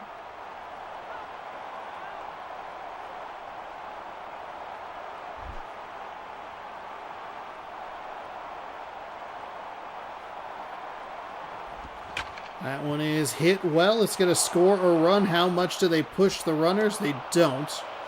They'll hold at second. So a 3-1 lead now will force the Astros into the bullpen. Remember Manuel Corpus. 3 games, does have an 0-1 record with a 9 ERA. 3 innings, no walks, 1 strikeout. Seth Smith has a single and an RBI.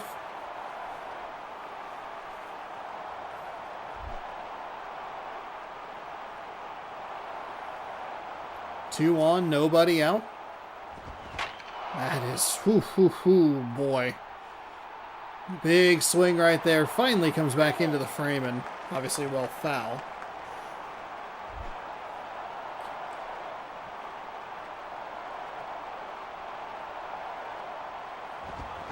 That is rolled over past the diving third baseman. Do they send him around? They do. Left fielder up at the ball, fires in, and it is safe. At the plate, the throw was a little up the line. A good effort, though, by the catcher, diving back to try and make the play. It's 4-1 now, as this Pirates offense coming alive a little bit. This time with nobody out instead of 2 outs, so good for them.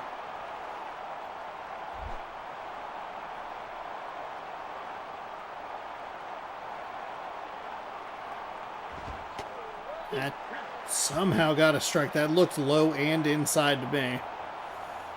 But it's 0-1.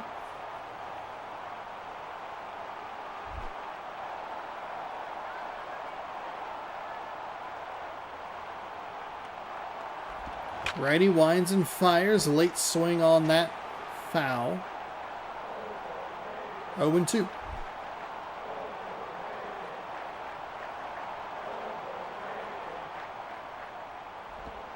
That pitch way outside for a ball. Not even tempted to swing on that one.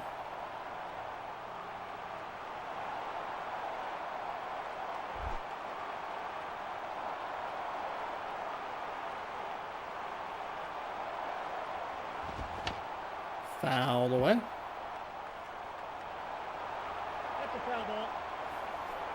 That's a foul ball. That's one of them there genuine foul balls. Here comes another 1-2. Swung on and missed. So, good opportunity now for this pitcher to try to at least stop the bleeding, eliminate the damage, however, or limit the damage, whatever fancy fun phrase you would like to use. Feel free to insert it there.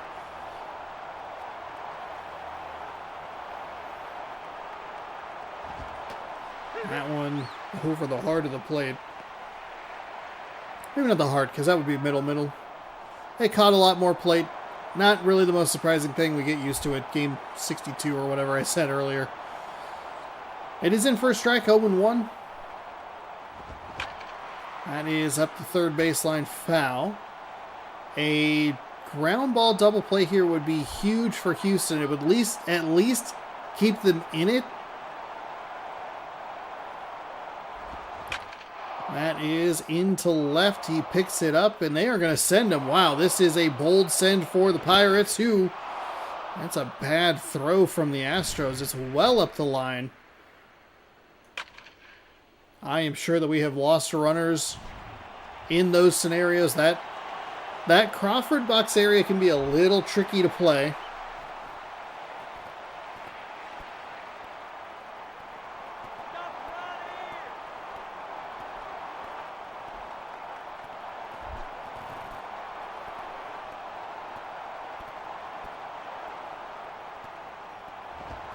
That pitch is low.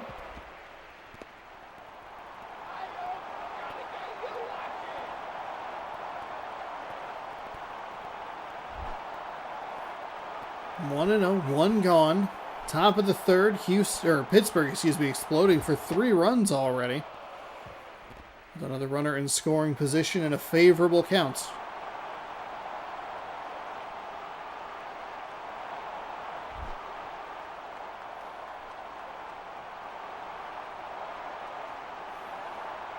Here comes the pitch. Good job to take it outside. 3-0.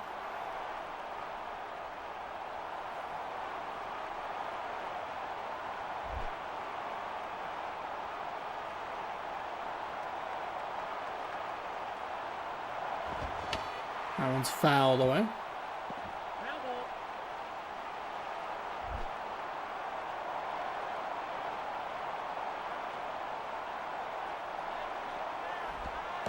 And that one misses outside. Ball 4. This Astros pitching staff not looking great here. Top 3.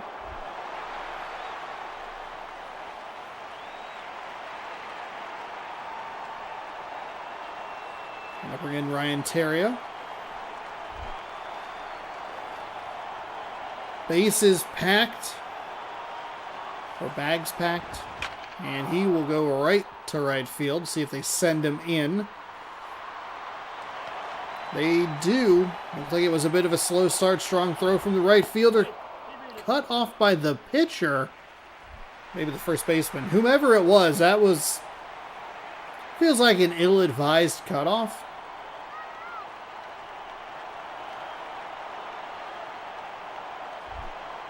So Pittsburgh scores another one. It's 6-1. 2 gone. Big swing and a miss there. With this deficit up so high, you figure that these guys are just going to take big old hacks.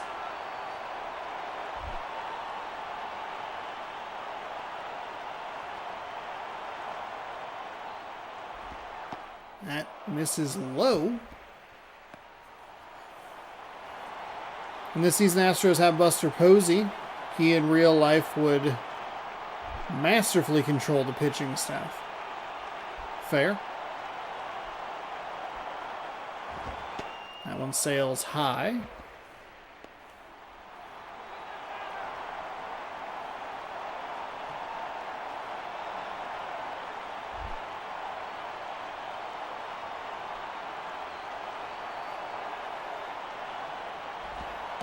That pitch is inside.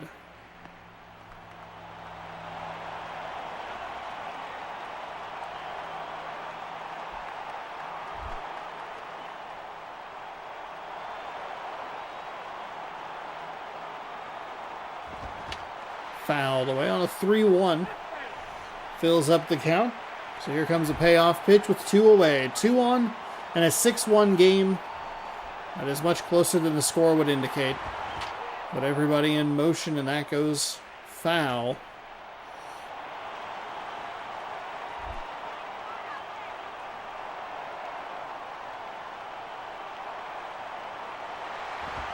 Again, put everyone into motion. Does not matter in this case, as it is out number 3 and out to center field.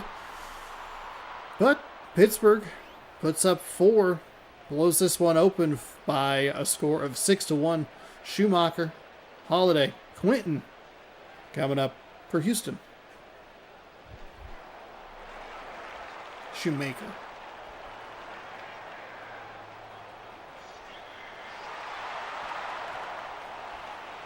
Nope, I had it right the first time. Believe in yourself, Sean. Believe.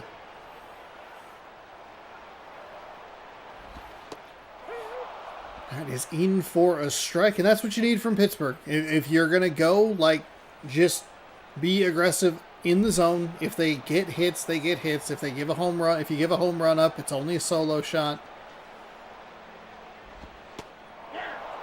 That's what you want to see. 0-2.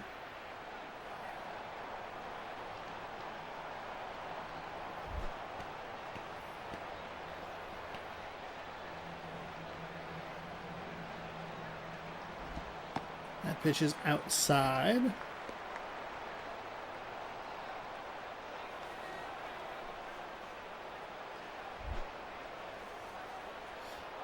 One and 2. That one misses low.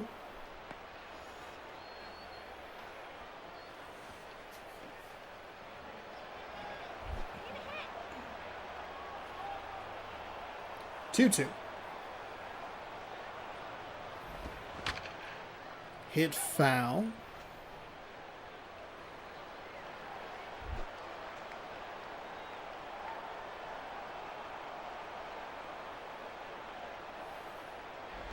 Another 2-2 on the way, misses low. It's 3-2. Getting a little too cute for my liking. Just challenge these guys. If they get a hit, they get a hit. Here comes the payoff pitch. It is a walk on the outside, so puts a runner on first, and that's why those insurance runs were so important. There's been too many walks in this game. You can argue that for both sides. But when you have the lead, I mean, the leadoff batter for the Pirates got aboard via a walk, and they were able to come around to score, so.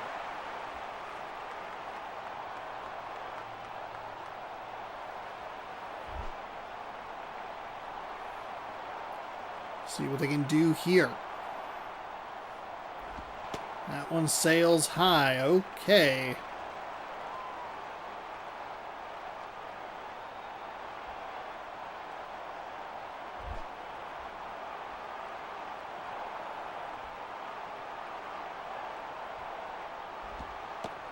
That one misses low. 2-0.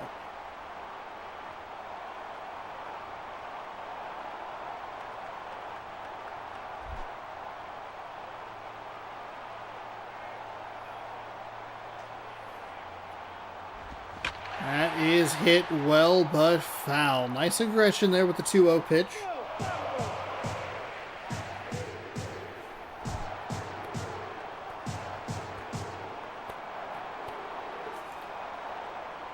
Two one on the way. It is popped into, well, hovers around foul territory, steps into foul territory, and that will be out number 1. Carlos Quinton's worked a walk today. 364 average with 3 home runs.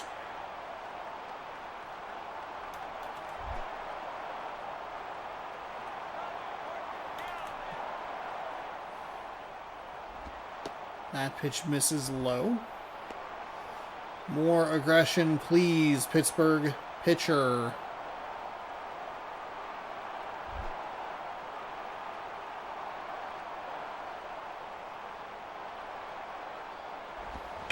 That is hit out to right.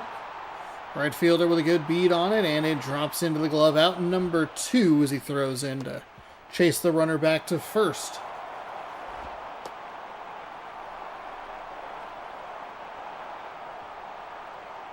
Markakis. Speaking of Buster Posey, here he is, 1-for-1 with a single.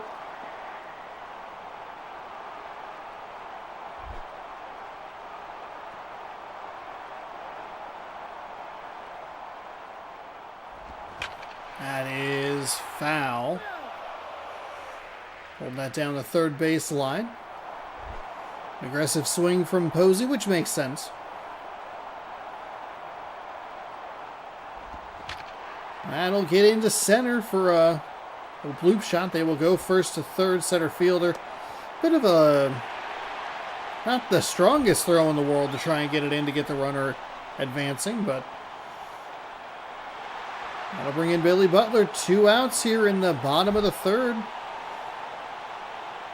Walk to the leadoff guy, and then over on first was a nice little shot for Posey. As we'll see this out to left field. It'll be out number 3.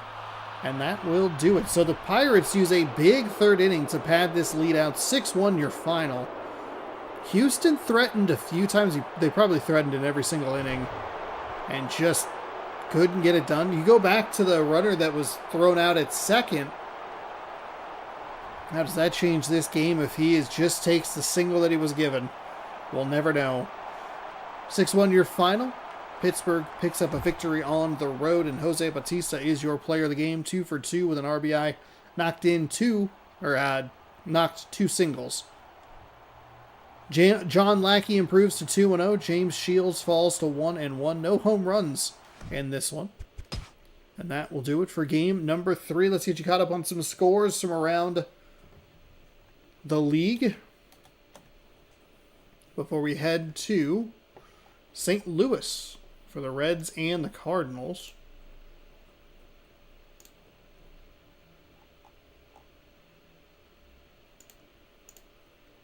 change this real quick. Save it. Oops, I hit triangle and I meant to hit X. X. Oh, we gotta catch up on all of them. My bad. So we watched Rays Orioles and we watched Yankees Red Sox. Both of those in 1-0 games. The Twins win in a 1-0 game as well over the Guardians. The Phillies get the best of the Marlins. They get a victory 4-3, and powerhouse starting out this season 11-3. Nationals over the Braves 1-0. Mets over the Diamondbacks 2-0. They are 6-8, which means that they are 6-2 in their last 8 games because they were 0-6.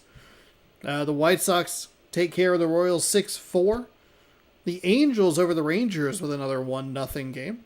And we saw the Pirates beat the Astros 6-1. Reds, Cardinals, that is what is next.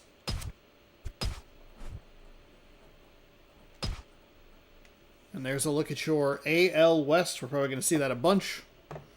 9-3 for the Mariners. The Rangers 3 games back. Angels 4 games back.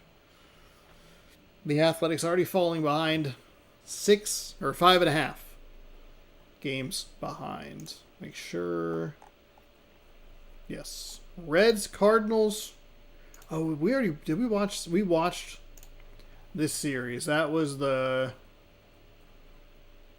Cardinals at Reds. That was the day that the Cardinals absolutely obliterated the Reds. And it was right after the Padres had scored 7. The Cardinals ended up scoring 13. They scored some ridiculous number in the second or whatever. 7-6 taking on 7-5 as the Reds visit St. Louis and Busch Stadium. This is our 4th and final game of the day.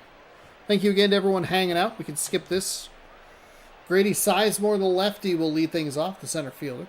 Jeff Keppinger and the shortstop. Nelson R. Cruz. The R stands for Rad. Nelson Rad Cruz, right fielder. Ty Wigington at first. Michael Young at third. Logan Morrison in left. Christian Guzman at second. JP Arencibia. The catcher. Starlin Castro, the designated hitter. Oh, Luis Guzman, I loved you in IMDb. Jonathan Sanchez is 2-0, 6 ERA and 6 innings pitched, 2 games, 6 hits, no walks, 5 strikeouts. Another lefty pitcher. I did not keep track in the last game. At one point we were 4 for 4. I believe there was one righty pitcher that started the last one. But this is the 5th lefty, at least. Yeah, the Pirates pitcher was a righty. Yeah, both pitchers in the Astros.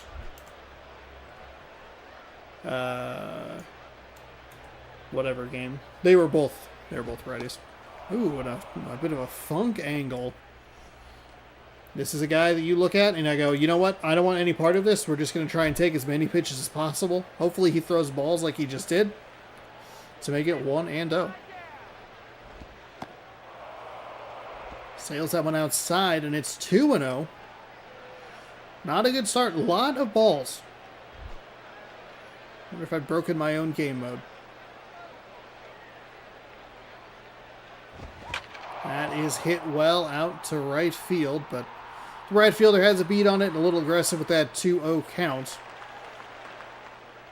And that's what you're hoping for. Hey, serve something up that maybe looks pretty hittable, get under it, and call it good. 1 up, 1 down for the Reds, and that'll bring in Jeff Keppinger of the Astros, who just played and got their butts kicked. Speaking of getting their butts kicked,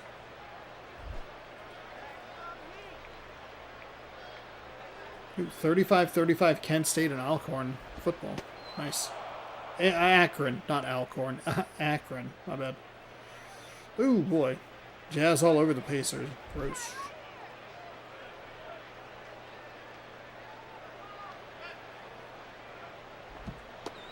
That pitch is inside. Still early in the NBA season, but I feel like the score differentials at times have just been so wild. I know there are a notable number of star players that are out, including like Jason Tatum for the Celtics and who was it for the Pacers?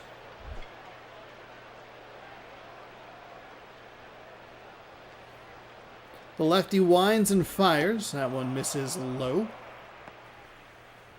Halliburton. Tyrese Halliburton.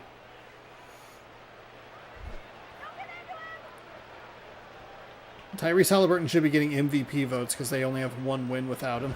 They got to the finals with him. The 3-1 is swung on and hit past the shortstop. As that continues to be an issue. Second baseman and shortstop's just getting kind of the raw end of the deal if you really think about it. The animation jinxes or whatever they have against them. Whew.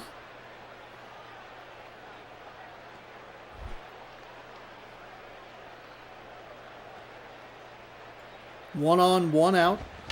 That is popped. Oh, that is a bad way to pick up out number 2, but hey, you know what? It happens.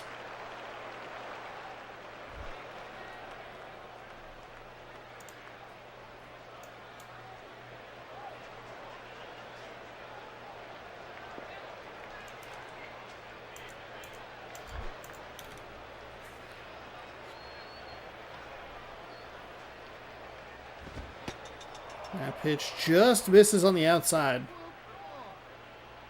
Much to the dismay of all the fans in the back who cross their arms and shake their head.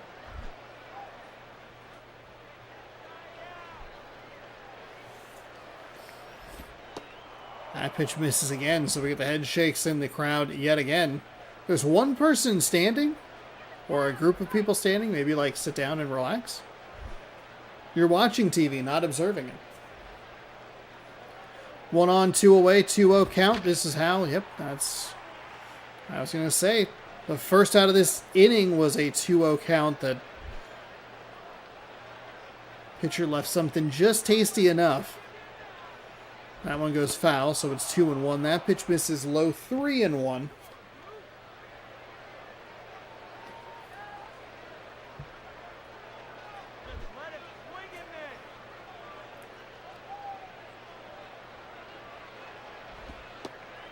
That's in for a strike. It is a full count. That is right on the edge as well. Nice pitch location. And a payoff pitch with 2 away. Runner should be in motion here. Swung on and missed, so did not matter. Struck him out to end the top half of the first. They pick up 1 hit, but nothing else. Oh, good. Chipper Jones. He didn't make my life miserable the other day. Dominic Brown, the designated hitter, will lead things off for the St. Louis Cardinals. Chipper Jones at third. Hanley Ramirez at shortstop. Left fielder Manny Ramirez follows him. Right fielder Tyler Colvin. Second baseman Aaron Hill. Center fielder Alex Rios. Catcher David Ross. And first baseman Troy Klaus.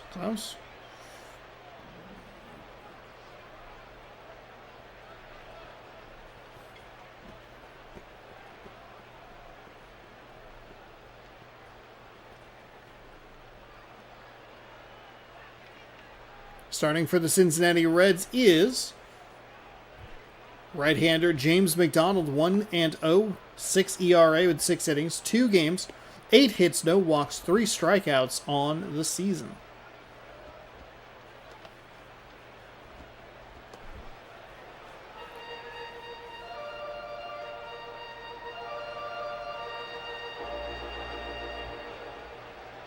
It's your Cincinnati Reds defensive lineup.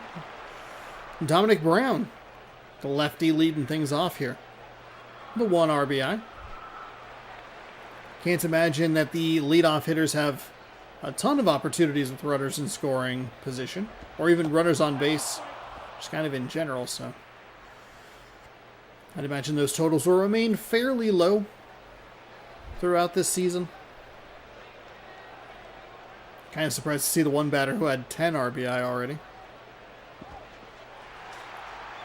He just missed that. Just flat missed that. 1-1. That's fouled away. Foul ball.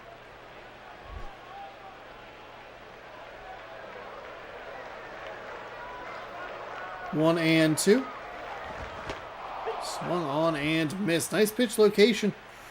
Left it in a spot where he thought he could get to it.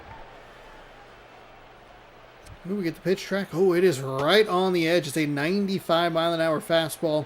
Just late on the swing timing. Just jammed him as a hitter. Just trying to get a piece of it. Here's Chipper Jones. You're not sure why I said he ruined my life. You can either check the stream on Sunday or stay tuned for Saturday, and you can find out more.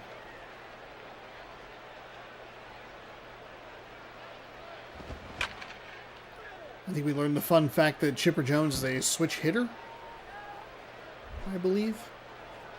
Does it say? Final call. Where is he? No. Yeah, switch hitter. Okay, let's play ball.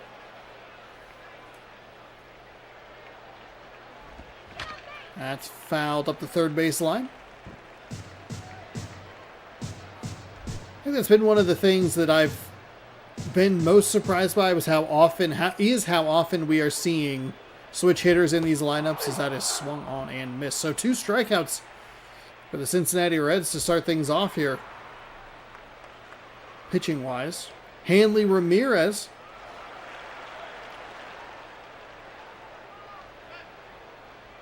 One half of the Ramirez and Ramirez defense firm.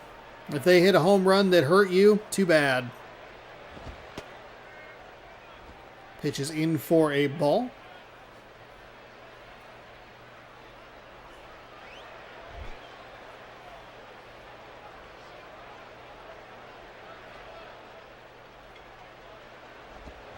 That is hit well out to right field.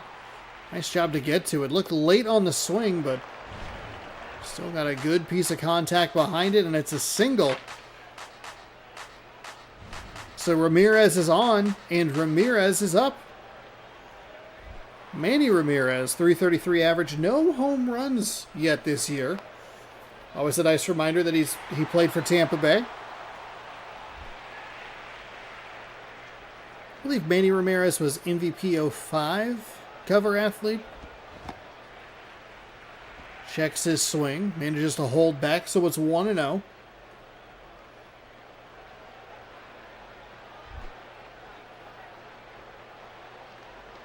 I was going to say, I wonder what they're going for the steal. Ramirez takes it and is safe at second.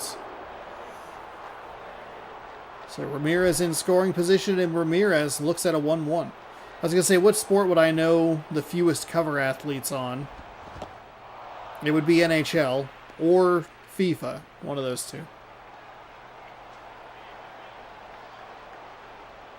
Off the top of my head, I don't remember a ton of the other ones. I don't like the Madden and the NCAA footballs or whatever, but and the MLBs, the shows.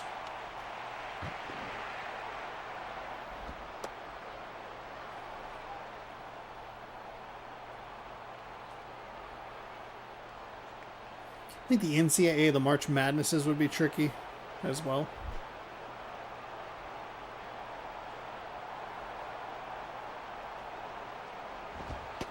One's inside. Count is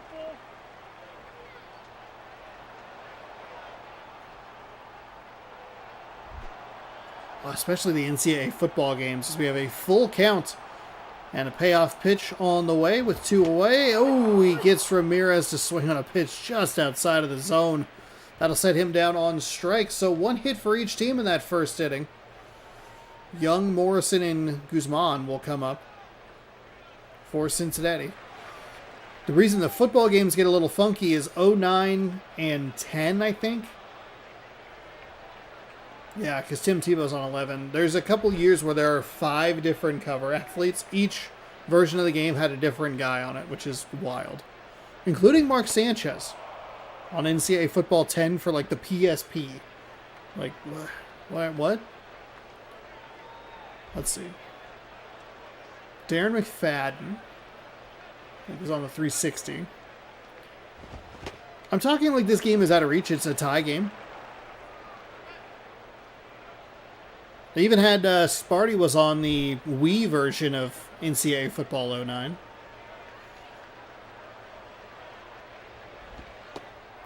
Lefty misses low.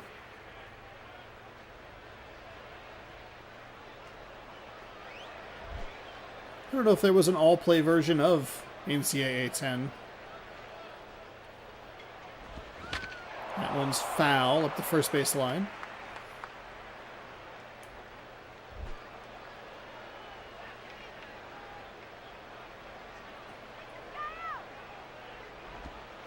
That pitch misses low. Feel like I've been saying that a lot today. Not finding the strike zone a ton.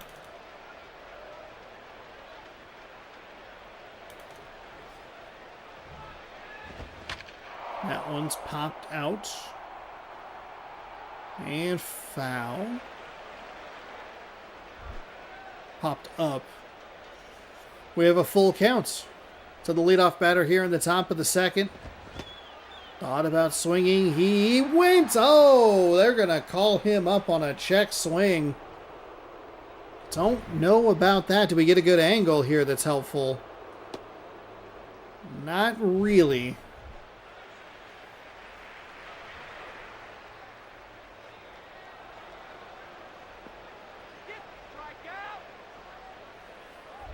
Brutal break for the Cincinnati Reds, who now have one down instead of one on and nobody out. Almost hits him. It's 1-0.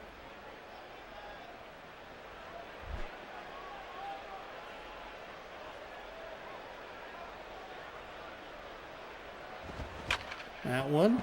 Nice hit. Gets past the diving first baseman, and that is a single.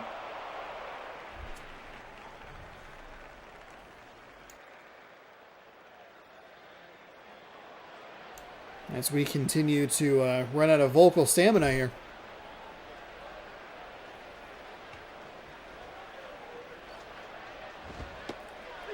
That pitch right at the bottom of the zone is in for a strike.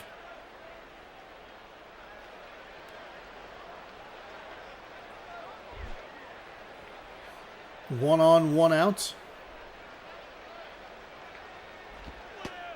That one misses. Good eye by the Cincinnati batter.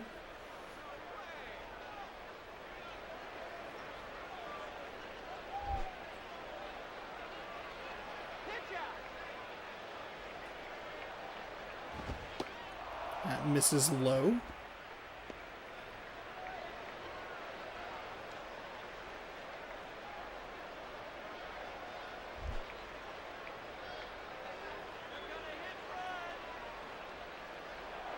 Oh, they are going for the steal. It's a pitch way outside. He's safe at second.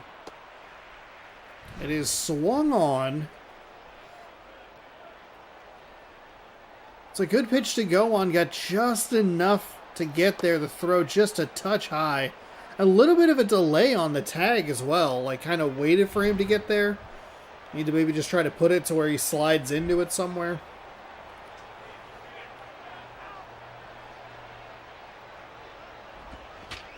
Two and two is swung on and popped to the first base side. It is an out. A step into foul territory.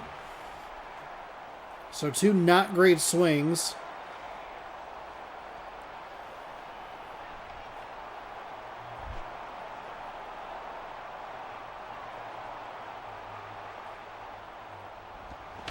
That is rolled over. The second baseman fires to first for the out. And that will do it. So that really did change the complexion of the inning. That's what could have been a walk was a strikeout. Would have put two on with nobody out. Might hit into a double play in there. Well, no. It's popped out. That might have been a double play. It might not have mattered. Strike is in. 0-1.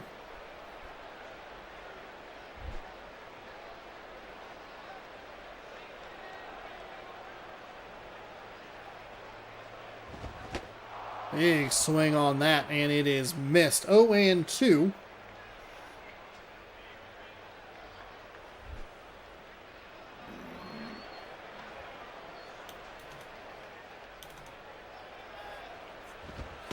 That pitch misses low.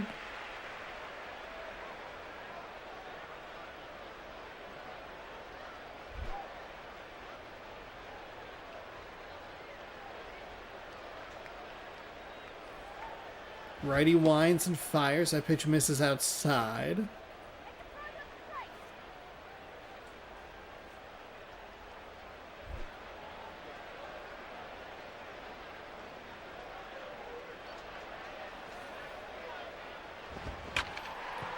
Oh, the shortstop pulled himself out of the way. That's where it gets really weird. That's like a funky lack of animation.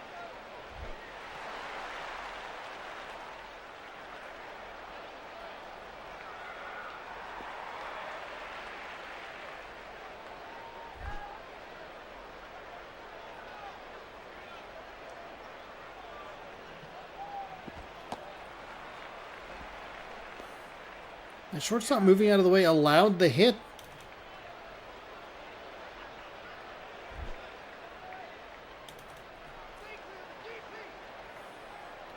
So nobody out here in the bottom of the second. That is going to be hit out to left, but the left fielder has a good beat on it.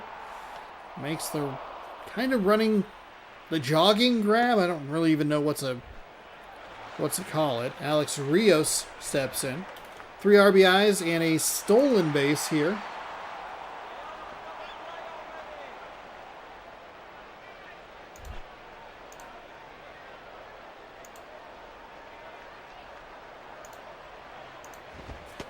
That pitch just gets the top of the zone.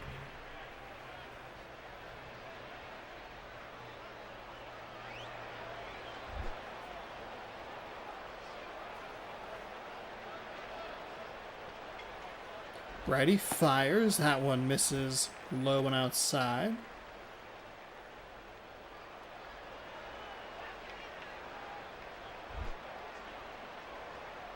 One and one. One on, one out. Ooh, okay. That's a great eye for St. Louis's batter. Lord knows I'm swinging at that. Mainly because I went, oh, why did he swing at that? Well, because he has a better eye than I do. 2-1. One gone. Oh, we wanted all of that one. Could not get to it, and that evens things up 2-2.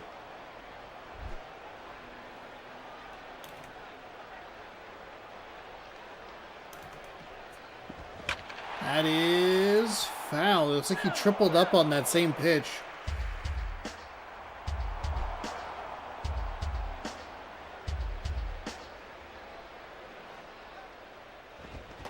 Swung on and missed, so able to set him down on strikes. That'll bring in David Ross. Has a single home run on the season with 3 RBI. They were able to get that runner on first with nobody out, and they have not been able to do anything with it. I think maybe trying to send that runner to second when they're running out to catch the ball over their shoulder might be could be an interesting plan if you have the right speed on first. That one's fouled away. Of course, who knows what kind of like animation the game will put you in. Is it going to give you like top speed with like tag ups and stuff? Who knows?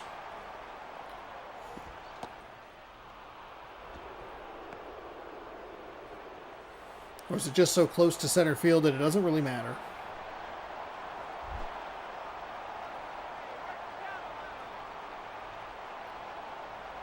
Here comes the 1-2 with 2 gone. It's well outside to even things up at 2-2.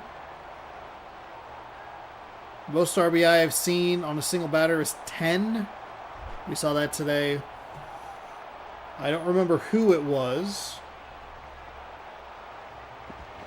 Ooh, thought about swinging. No appeal.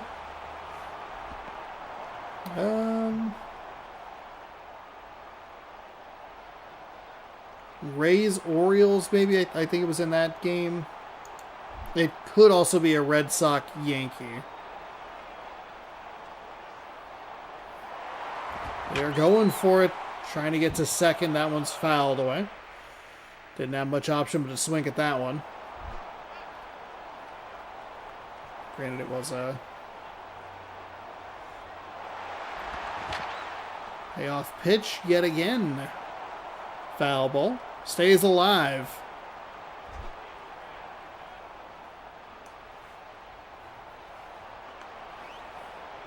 Three and two. That one is a walk. Okay. St. Louis with a good opportunity here. They got a runner at second. Working another walk here.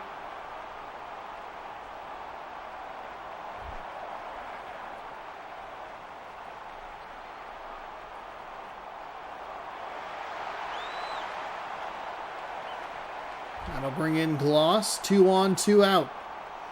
This is maybe the best time of the game to take a lead. Bottom of the second. Can't keep it fair. Just sails out of play. Or foul, I guess. Foul and out of play are two different things. My bad. Ooh, this time he's going to launch it to left. The left fielder, does he have it? Yes, he does. That ball dropped a little bit quicker than I thought it was going to keep sailing. Morrison throws it into the crowd as we head to the top of the third. 0-0.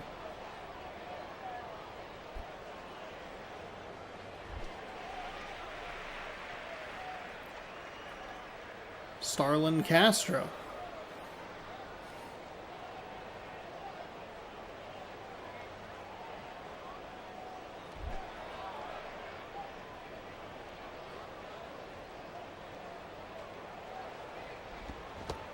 Oof.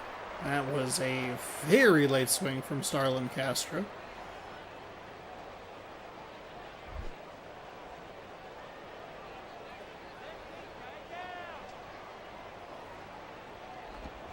That is a better timed swing, but still can't get it past the first baseman.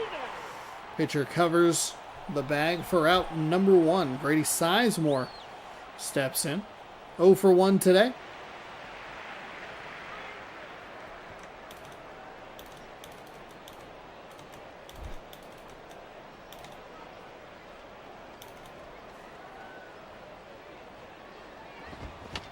Fouled.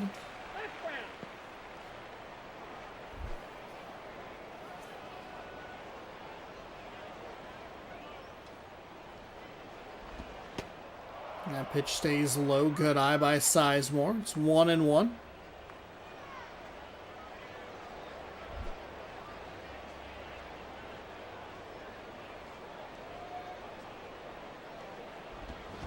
Swung on and missed.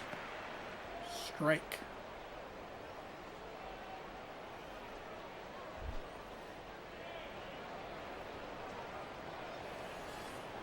Lefty readies the 1-2. Here it comes. That is hit but foul. Back into frame and deep into the crowd.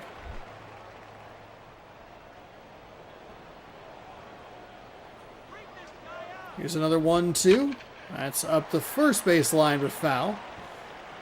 Neither team can get anything going consistently. Deadlocked at 0-0. Which is a little surprising considering that the... Oof. Boy, that is that's an interesting take. Must have absolutely froze him there. So that'll ring him up and set him down.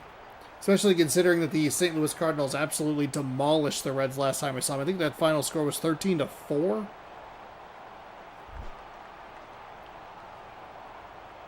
St. Louis could not stop scoring. Swung on and missed. Strike 1 with 2 gone here in the top of the third.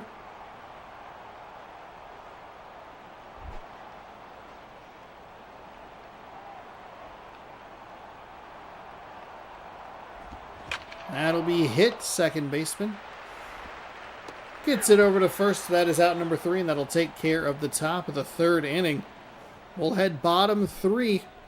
Brown, Jones, Ramirez coming up to the plate. In a 0-0 game. 2 hits for each side. It's a good part of the lineup for St. Louis to have coming up. They have Ramirez and Ramirez, potentially, depending on if they can get a hit. Chipper Jones, obviously, a very big factor here as well. One big swing can send you home, or if you can try and get on base, make it a little easier for the next guy behind you. Here comes the 1-0. Just cannot keep these fair. The pitchers are doing a good job mixing their pitches. We're hearing loud contact. We're seeing balls at least trying to be put in play. But they're just off early over here and sailing foul. They're late going the opposite direction, foul. Then they're able to change things up with 2 strikes, get outs. Speaking of a 2-strike pitch, that one's low and outside. Ball 2.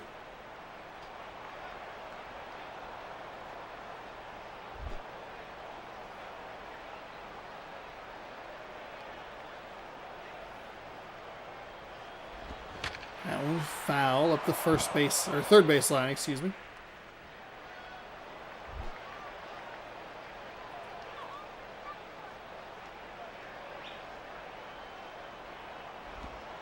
That's low.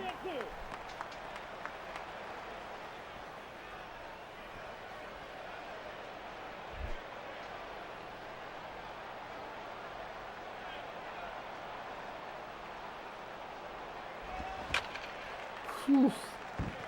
Another piece of contact, but yet again foul. Foul. Still the leadoff batter here. Payoff pitch coming. And hey, it's foul, so stays alive.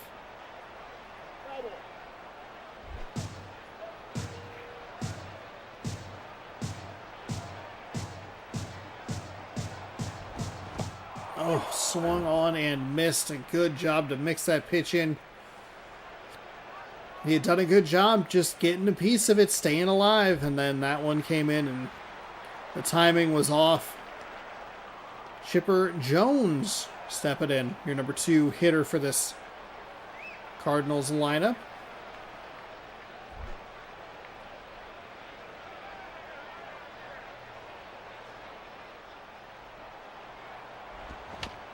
That one's fouled away.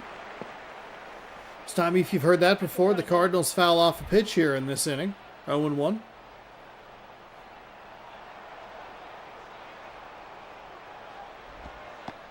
That's a strike at the bottom of the zone.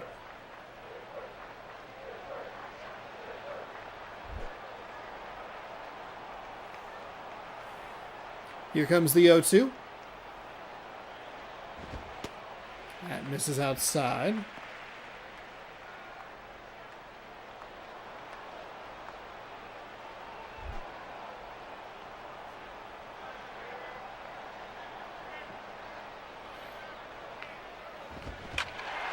That is hit well out to right field. It's going to hug the line. It's going to be an out in foul territory. Oh, man. Well, barring a big swing, as we see Nelson Rad Cruz out there.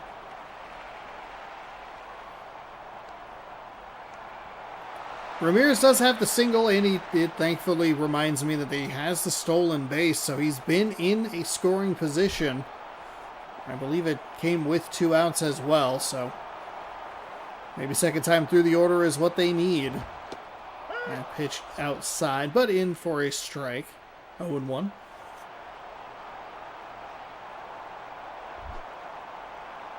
How did that...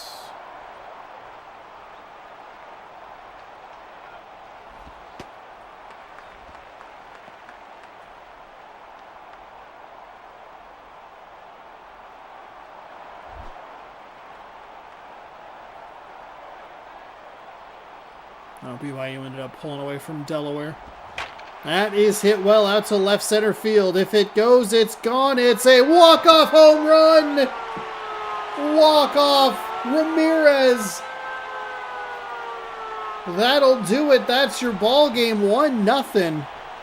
3-1-0 games today. Saw a lot of really excellent pitching.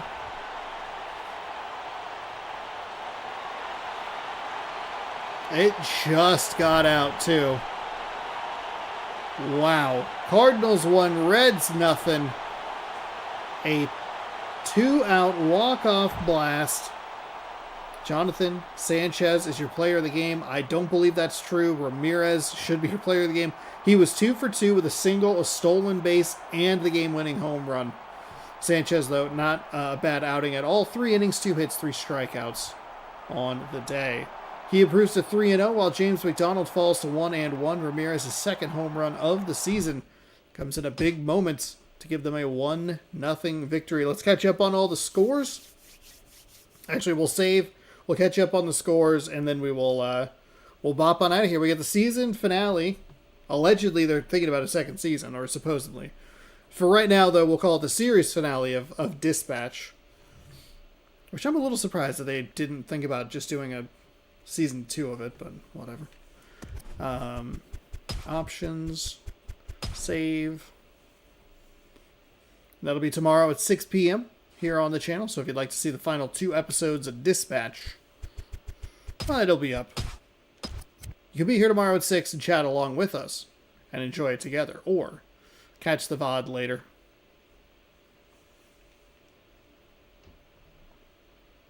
Dispatch. Yeah, see you tomorrow. Glad you're so excited about it. I'm very excited about it. Who's what do we get to see, you know?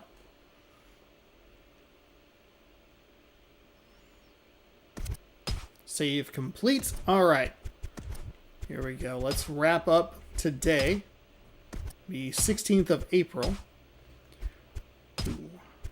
View today's games. We left off Brewers, Cubs. Brewers, they win 3-2 over the Cubs. It's a couple of lower end teams. They were both 4-8 going into that game.